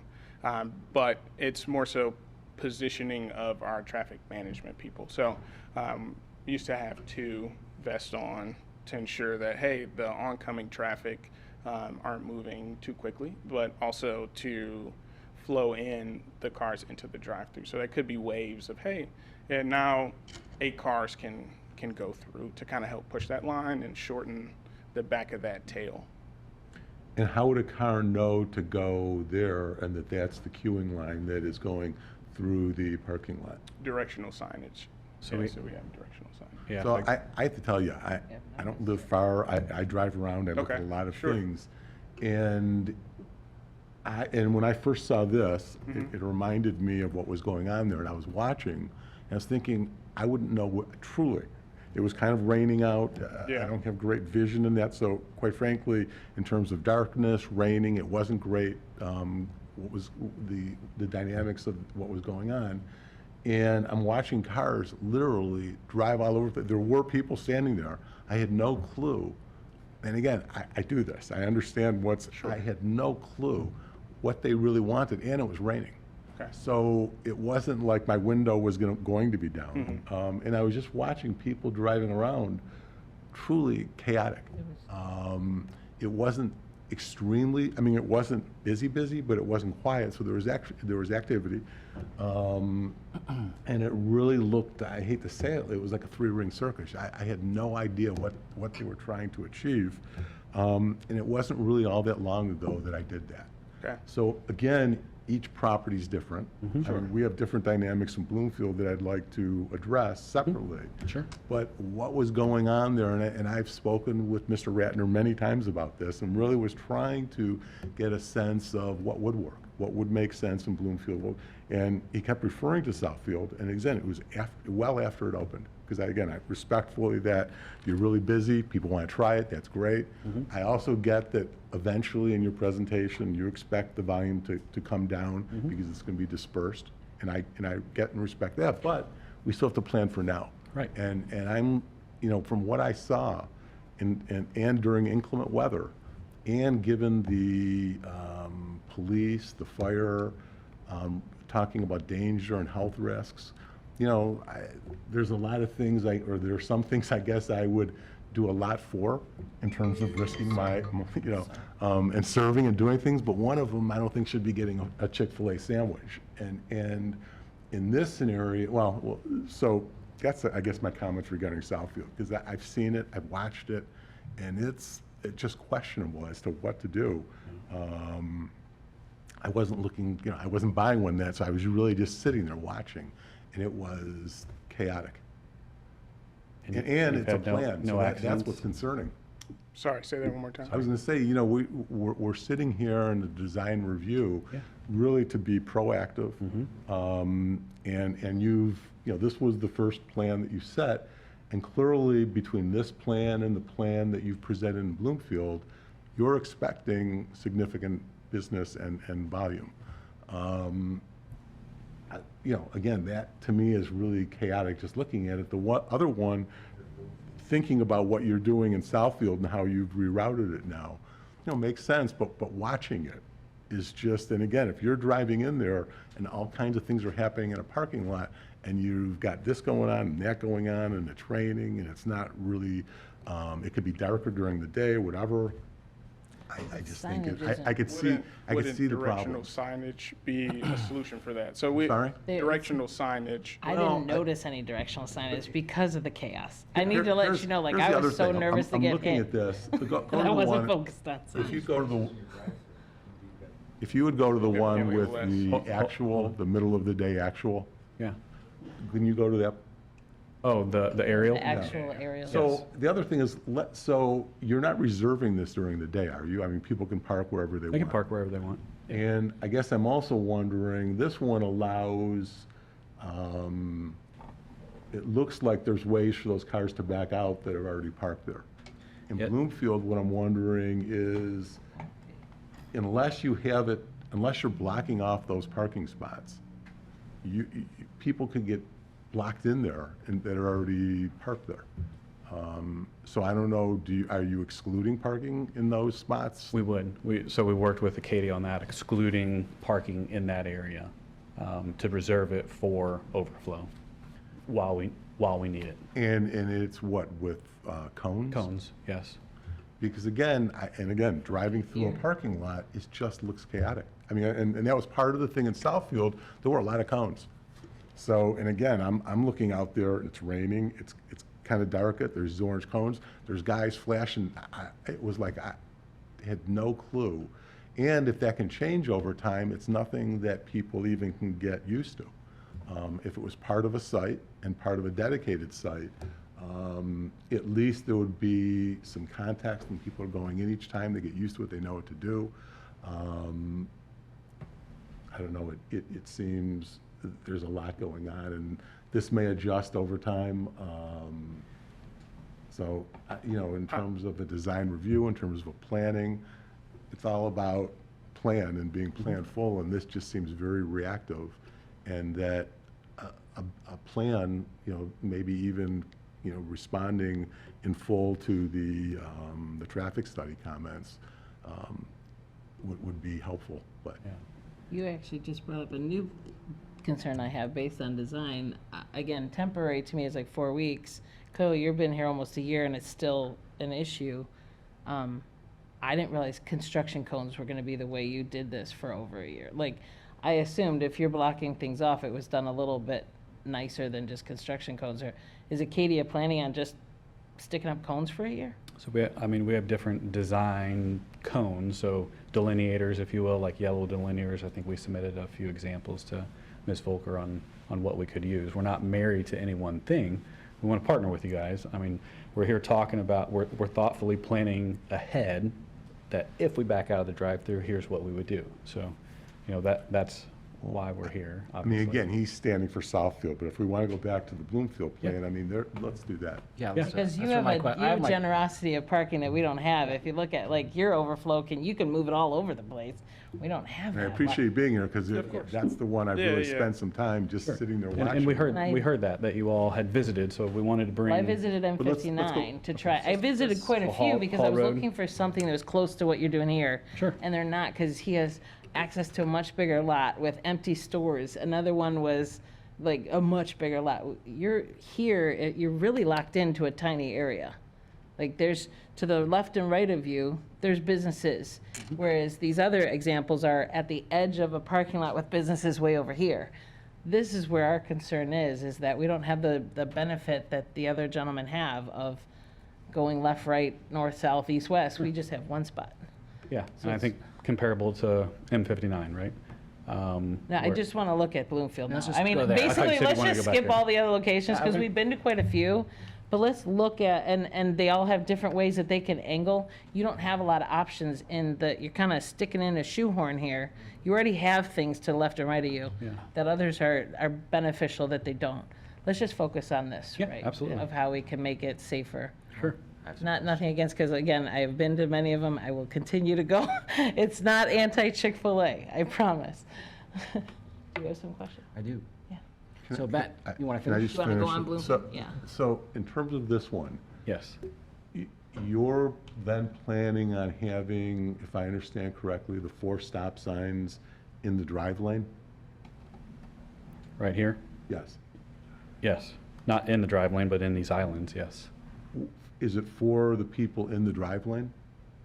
So there's not a free, what we had heard from, from staff was concern about people utilizing this drive lane, albeit not utilized all that frequently, and having cars drive it. So, It's crossing just a it, lot. sorry. As someone who lives here, let's use the lot. I sneak out that way a lot from Costco. Well, I guess a couple things, but just so I understand, is the drive lane then going to have stop signs that Yes. people are going to have to adhere So to? now we have to stop even if there's no Chick-fil-A overflow. And we're open to, hey, do we put these out like when traffic management would come out, Well, like what that- Michael, but what again, I Matt just was want, let doing? me first understand, just, Sure. so right now, you have stop there, then you're stopping also when you get to the outbound. If you're traveling northbound, stop No, here. I'm saying going north and south there to go west to Telegraph in the outbound lane, you're then stopping there again, right? Stopping where? At the interchange of there and the exit line going out to Telegraph, there's another stop sign there, right? Right, Yes. Gotta be. Yes. there is.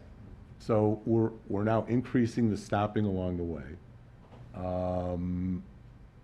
And again, I guess in terms of this one, I was kind of curious in terms of the activation of, would you be looking at 24/7, having those signs and having the people standing there, or how would you? And that's what we operate were explaining to Ms. Volker and the rest of the staff, like, as corporate, we can't say, hey, franchisee, you have to do this. These gentlemen do this on their own because this is their sole source of income, right?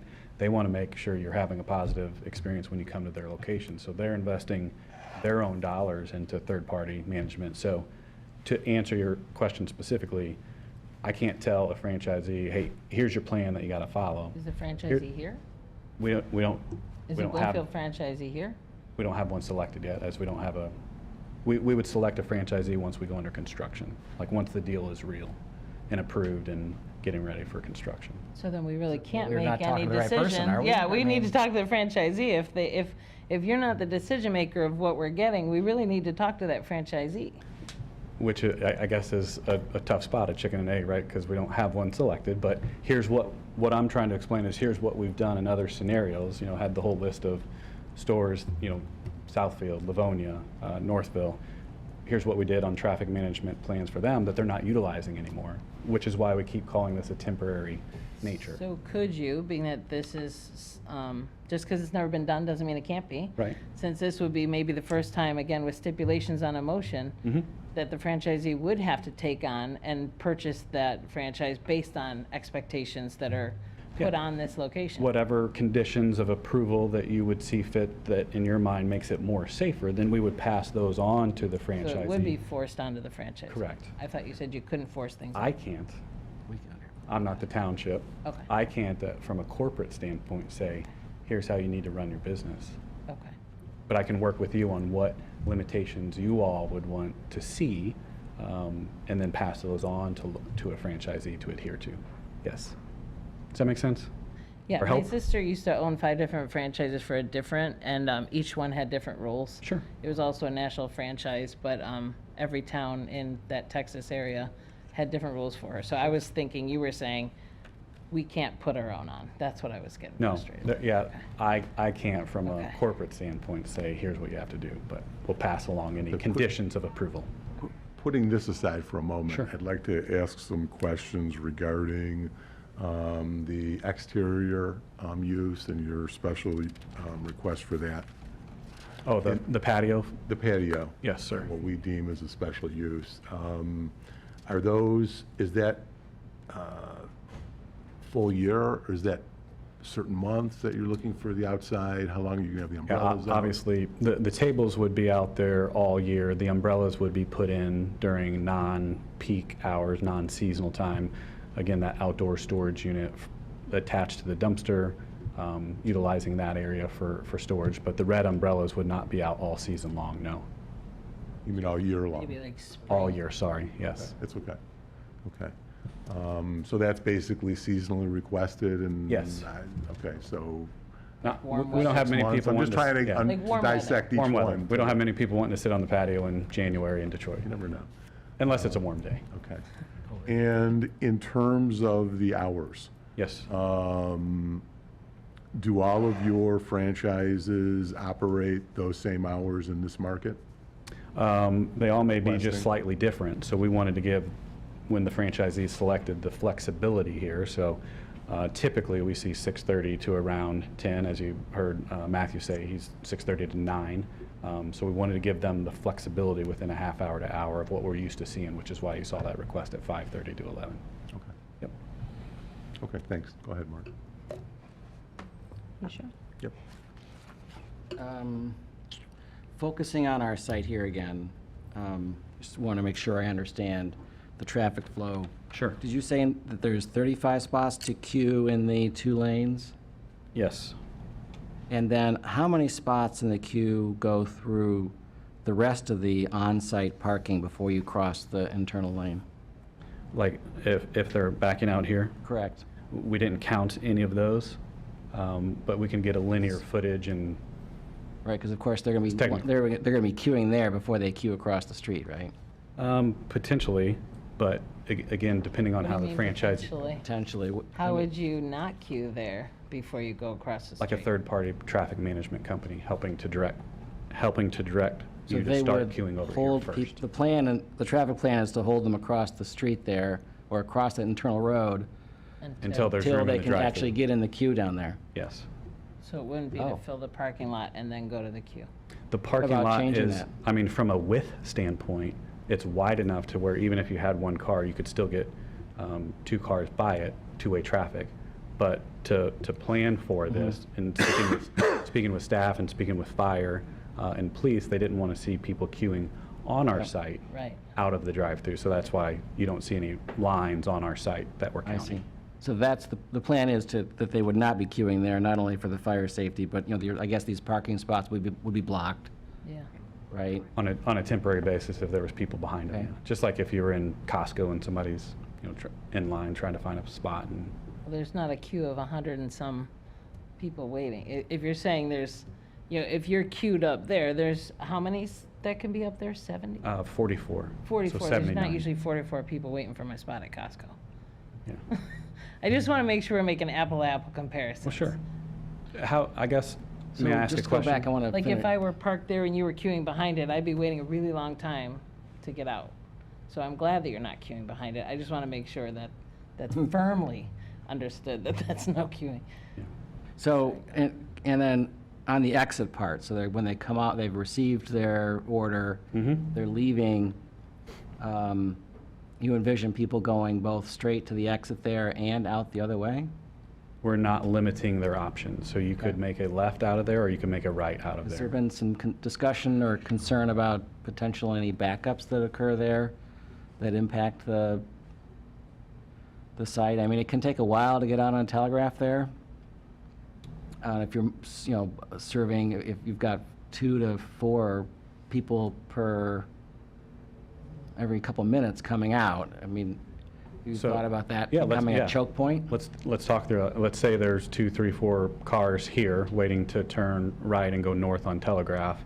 If you're a customer here and you see that, then we could also work with traffic management there and say, hey, let's route through the lot and exit this way and around to come up Can I here. interrupt you for a Sure, go question? ahead, yeah.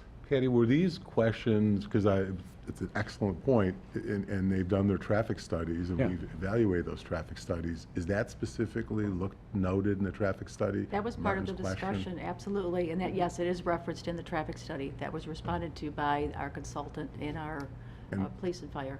And was that satisfactorily accepted from the traffic consultant in terms of that decision and the kind of backing up and then the volume that they're putting through, that at some point it's very likely to get stacked up? It was acknowledged that it would be a choke point and it would be a conflict point. And wasn't Absolutely. MDOT also saying to go down to 1 lane, not 2? Well, then that's aside. Bigger choke Is point? that MDOT was preferring the shopping center to go down to 1 lane. And if not 1 lane, then they wanted to at least make that modification to the curb cut itself from Telegraph. But to Brian's point, yes, that has been discussed at length. And is that part of that 615 letter that maybe you haven't responded to? I'm just wondering what the response is to that specific issue, because that's a major issue. Yeah, there was one response about considering one-way flow of traffic, and our answer to that is if there is a choke point and you've got one-way flow of traffic, then you have no other option, right? Like, you have to wait, and then you've got gridlock on site. We So feel this is they're both major issues that I guess is up to the applicant to resolve. So what's the resolution to either one? traffic management. Person standing out Let me there. ask you, on the exiting sign now. Yeah. You're going to have people standing there?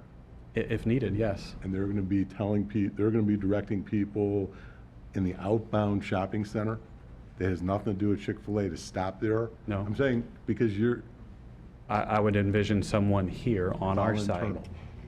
Pardon? It's all internal then? Internal. You would just stop so that nothing would impede the exiting traffic that goes from the shopping center out to That's right. Telegraph? So if I'm the franchisee, I would have someone out here, and if there's 2 or 3 cars waiting here, and I can't let someone leave my lot because there's 2 or 3 cars, I would direct them off of our side up here, and then they have an option to come up here, So- any other Okay. so ingress, egress point of the development. Along that same mindset then, Mhm. why aren't you doing that in the in the internal travel lane so that we don't have stops, so that there are no stop signs in the net lane right there? We don't have to put those stop signs up. That was an idea to try to create a safer environment for people crossing that Well, driveway. just to be clear, I don't understand why this isn't all together. Yeah. To me, this is It's one site, vacated. it should be one site plan. And I'm kind of addressing after what isn't good, and I think our people have stated that is dangerous and it's high risk. So I'm now looking after that and just asking more questions because it's just, the logic, I guess, doesn't flow. And just to be consistent, and it sounds like you're already making a lot of plans that some franchisee is going to have to buy into anyway. So if, I'd like to, I guess, discuss these items so that, either you digest these, or they're at least, quite frankly, on record, so that as this goes forward to other bodies, they can understand the concerns of what we're looking at here. Sure. Or it helps Acadia understand why we would really like them to talk to their tenants, even if it means creating new leases to affect the common space. Yeah. Because you're going to bring traffic to their businesses. in a good way. People like Chick-fil-A, they're gonna come more. They might not have known about those stores, so it benefits them as well. It seems strange that they would vote against it. So I'm still stuck on, there's an easy solution for everybody, and I feel like it hasn't been fully addressed. And Martin, I apologize, I interrupted you, so go ahead. Okay. No problem, but I was concerned about that. It seems like an obvious choke point. Where are you planning to put, a lot of people order Chick-fil-A on their app. So where do they go? You've got multiple choices. You can enter into the drive-through lane and say that you've placed a mobile order and pick it up in the drive-through lane. So this configuration, this new configuration, it's not new for Detroit because all of the stores that we've opened have had the full double lane drive-through except for Allen Park, which I think is got it or getting it. So the dual flex drive-through lane has only been around since COVID, like the dual lane all the way around. So that second lane is used in one of three ways. One, during non-peak hours, you still order in 2 lanes, and then a lot of the owner-operators, franchisees will filter you down into 1 lane. So you drive around, you order in 2 lanes, and you may filter down into 1 lane and stay on the inside lane and pick up your food and leave during non-peak hours. But when there's a higher demand, they may use that second lane like you see here. You order in the second lane, you stay in the second lane, you pick up your food in the second lane, we bring it out to you, and then you leave from the second lane. And then a third way, which Phil has deployed in his location, when there's a high demand for mobile app and a high demand for drive-through, some owner-operators are utilizing one of those 2 lanes as a mobile express lane. Meaning if you're just a drive-through customer, then you enter 1 lane versus the mobile express lane. If you're a mobile app user and you've placed your order and you want to have that inherent value of getting my food quicker, then there's a dedicated lane for you. So it's all depending on the demand in the market in that specific location. Okay.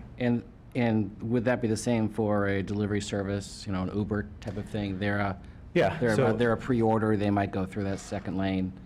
Or they could park in one of the spaces and walk in and pick up their food, get back in their car and leave. Just like if you were a mobile order, depending on the franchisee, can offer different services. Hey, come inside and pick up, go through the drive-through pick up, or we're going to dedicate 1 or 2 spaces and put numbers on them, and when you park in that space, you tell us what space you're in, we'll bring it out to you. Those are the different service channels for mobile order. Okay. Do you ever have to utilize some waiting spots? The order perhaps isn't quite ready or right, and they have to wait in a spot? Yeah, every once in a while, but we're a little bit different than most franchisees or concepts where, hey, you order, you get up to the window, you pay, and Culver's comes to mind, hey, pull up, or McDonald's comes to line, pull up. We don't typically do that. We'll deliver food behind you. So if you got a larger order and you're at the window, and I'm behind you and I got a number 1 with a Coke, they will deliver the order to me. Then during those non-peak hours, if there's not someone in the outside lane, I could pull around. During peak hours, I wait till you get your order. I've got mine already, and I pass by the window, and then the cars, come right behind you. So with 35 spots planned there, and what again is the intended wait time? Was it 2 minutes? So the goal from order to pick up is roughly 2.5 minutes. You heard Michael saying he's at 4, Matthew at 5. And I hear you saying that that there's this traffic management plan to utilize off-site queuing, and you're telling us that's just a short-term issue, a plan in case, which is likely short-term. I guess I'm wondering about what you've got people who are interested in becoming an owner-operator for this site. There must be a business plan in place that tells them how many people are going to be coming here and how many users they expect. In light of that business plan, are you really only going to use that temporary? Are you really going to only be able to house people, the 35 cars? I mean, so I'm just trying to get to that. I mean, there's obviously, in your mind what best case scenario is. Yeah, and I can't put a time frame on if we need this, how long would we need it? I don't know. For Monroe, Michigan, for instance, Well, you should know. I mean, you have a business plan. Well, we do, but we also can't control demand, right? But we are thoughtfully planning for what happens if demand is higher, right? Well, what do you mean if? I mean, so does the business plan contemplate that you're going to have so many need users that you're going to have to be using this queuing spot offsite, or doesn't it? I mean, The business plan doesn't contemplate the need for this. As Michael mentioned, you know, he rarely has people in his drive-through right now. 65% of his customers come inside and choose to sit down and eat. So again, want to try to cover all of our bases so you guys don't look at us down the road and be like, can't believe you didn't think of this, right? So this is us thinking of this ahead of time, and here's the plan that we'd like to put in That's what my place. questions are about too. Sure. So, you know, here's a crazy idea. Do you have any business traffic plans that say when our queue is full, you park and walk in? I'm not aware of any, no. Certainly an option. Could be an option. Yeah, obviously, as a guest, I do that sometimes when the drive-thrus are busy. I'm like, I'll just go in and order. Yep. Mm-hmm.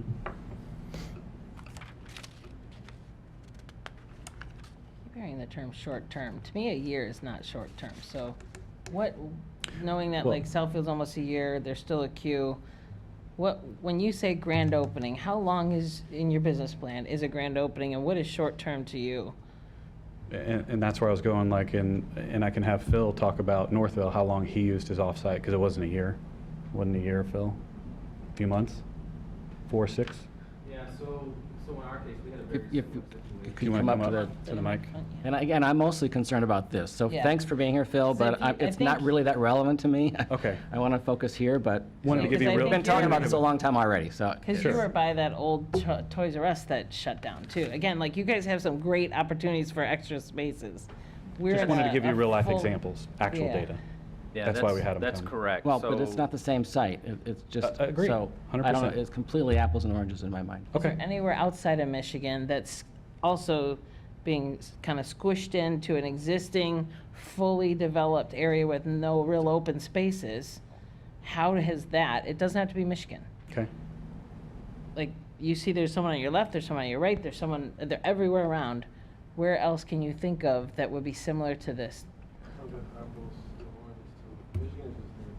Yeah, so I'm not, I mean, when I say apples and oranges, I'm also not like holding Novi against you. I mean, Right. Yeah. I just want to talk about this one and all our issues here. Yeah. And no doubt, I mean, I'm unfamiliar with us ever saying that queuing should be housed off-site. Right. And that's a big, hurdle for me to get, personally get over.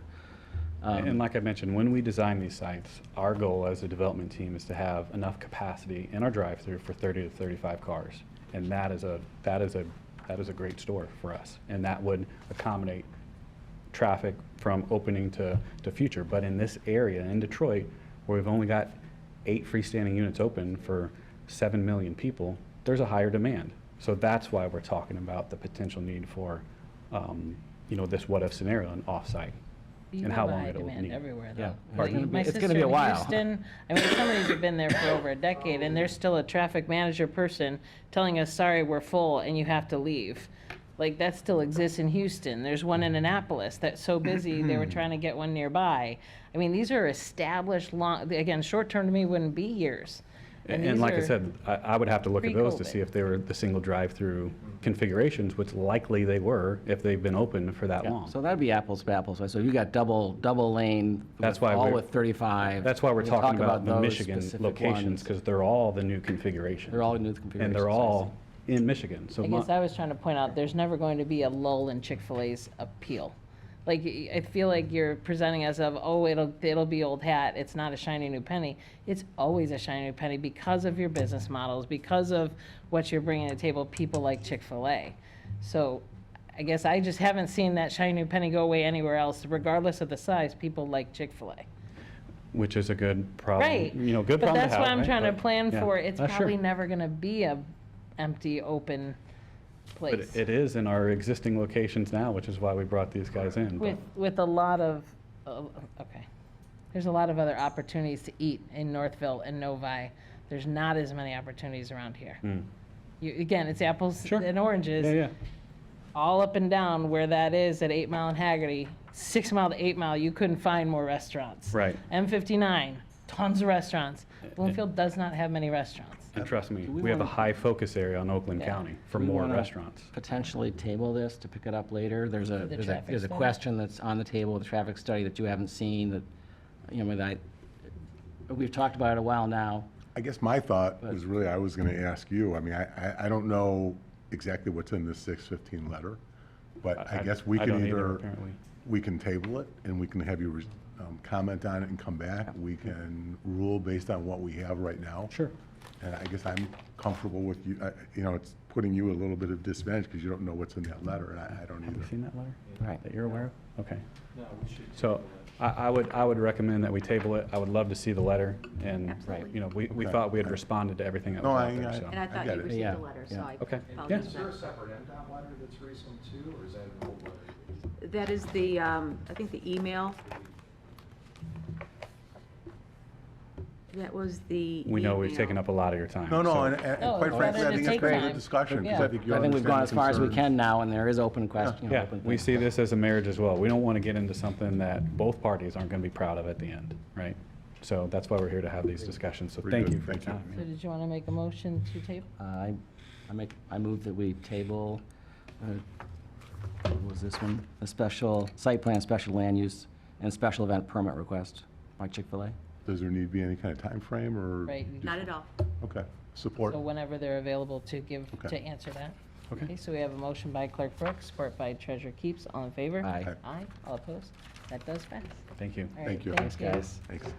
Thank you, everyone. for Appreciate your time. presentation and Yeah. thoughtfulness and being here. All of you too, thank you. So next we have general business. Is there any other DRB approvals that we need to look over? No, there isn't. Oh, good. All right. Yay. So now our next meeting date is September 6th. And with that, I'd look for a motion to adjourn. So moved. Motion by Clerk Brooks, support by Treasurer Keeps. All in favor? Aye. Aye. Aye. All opposed? That passes. Thank you.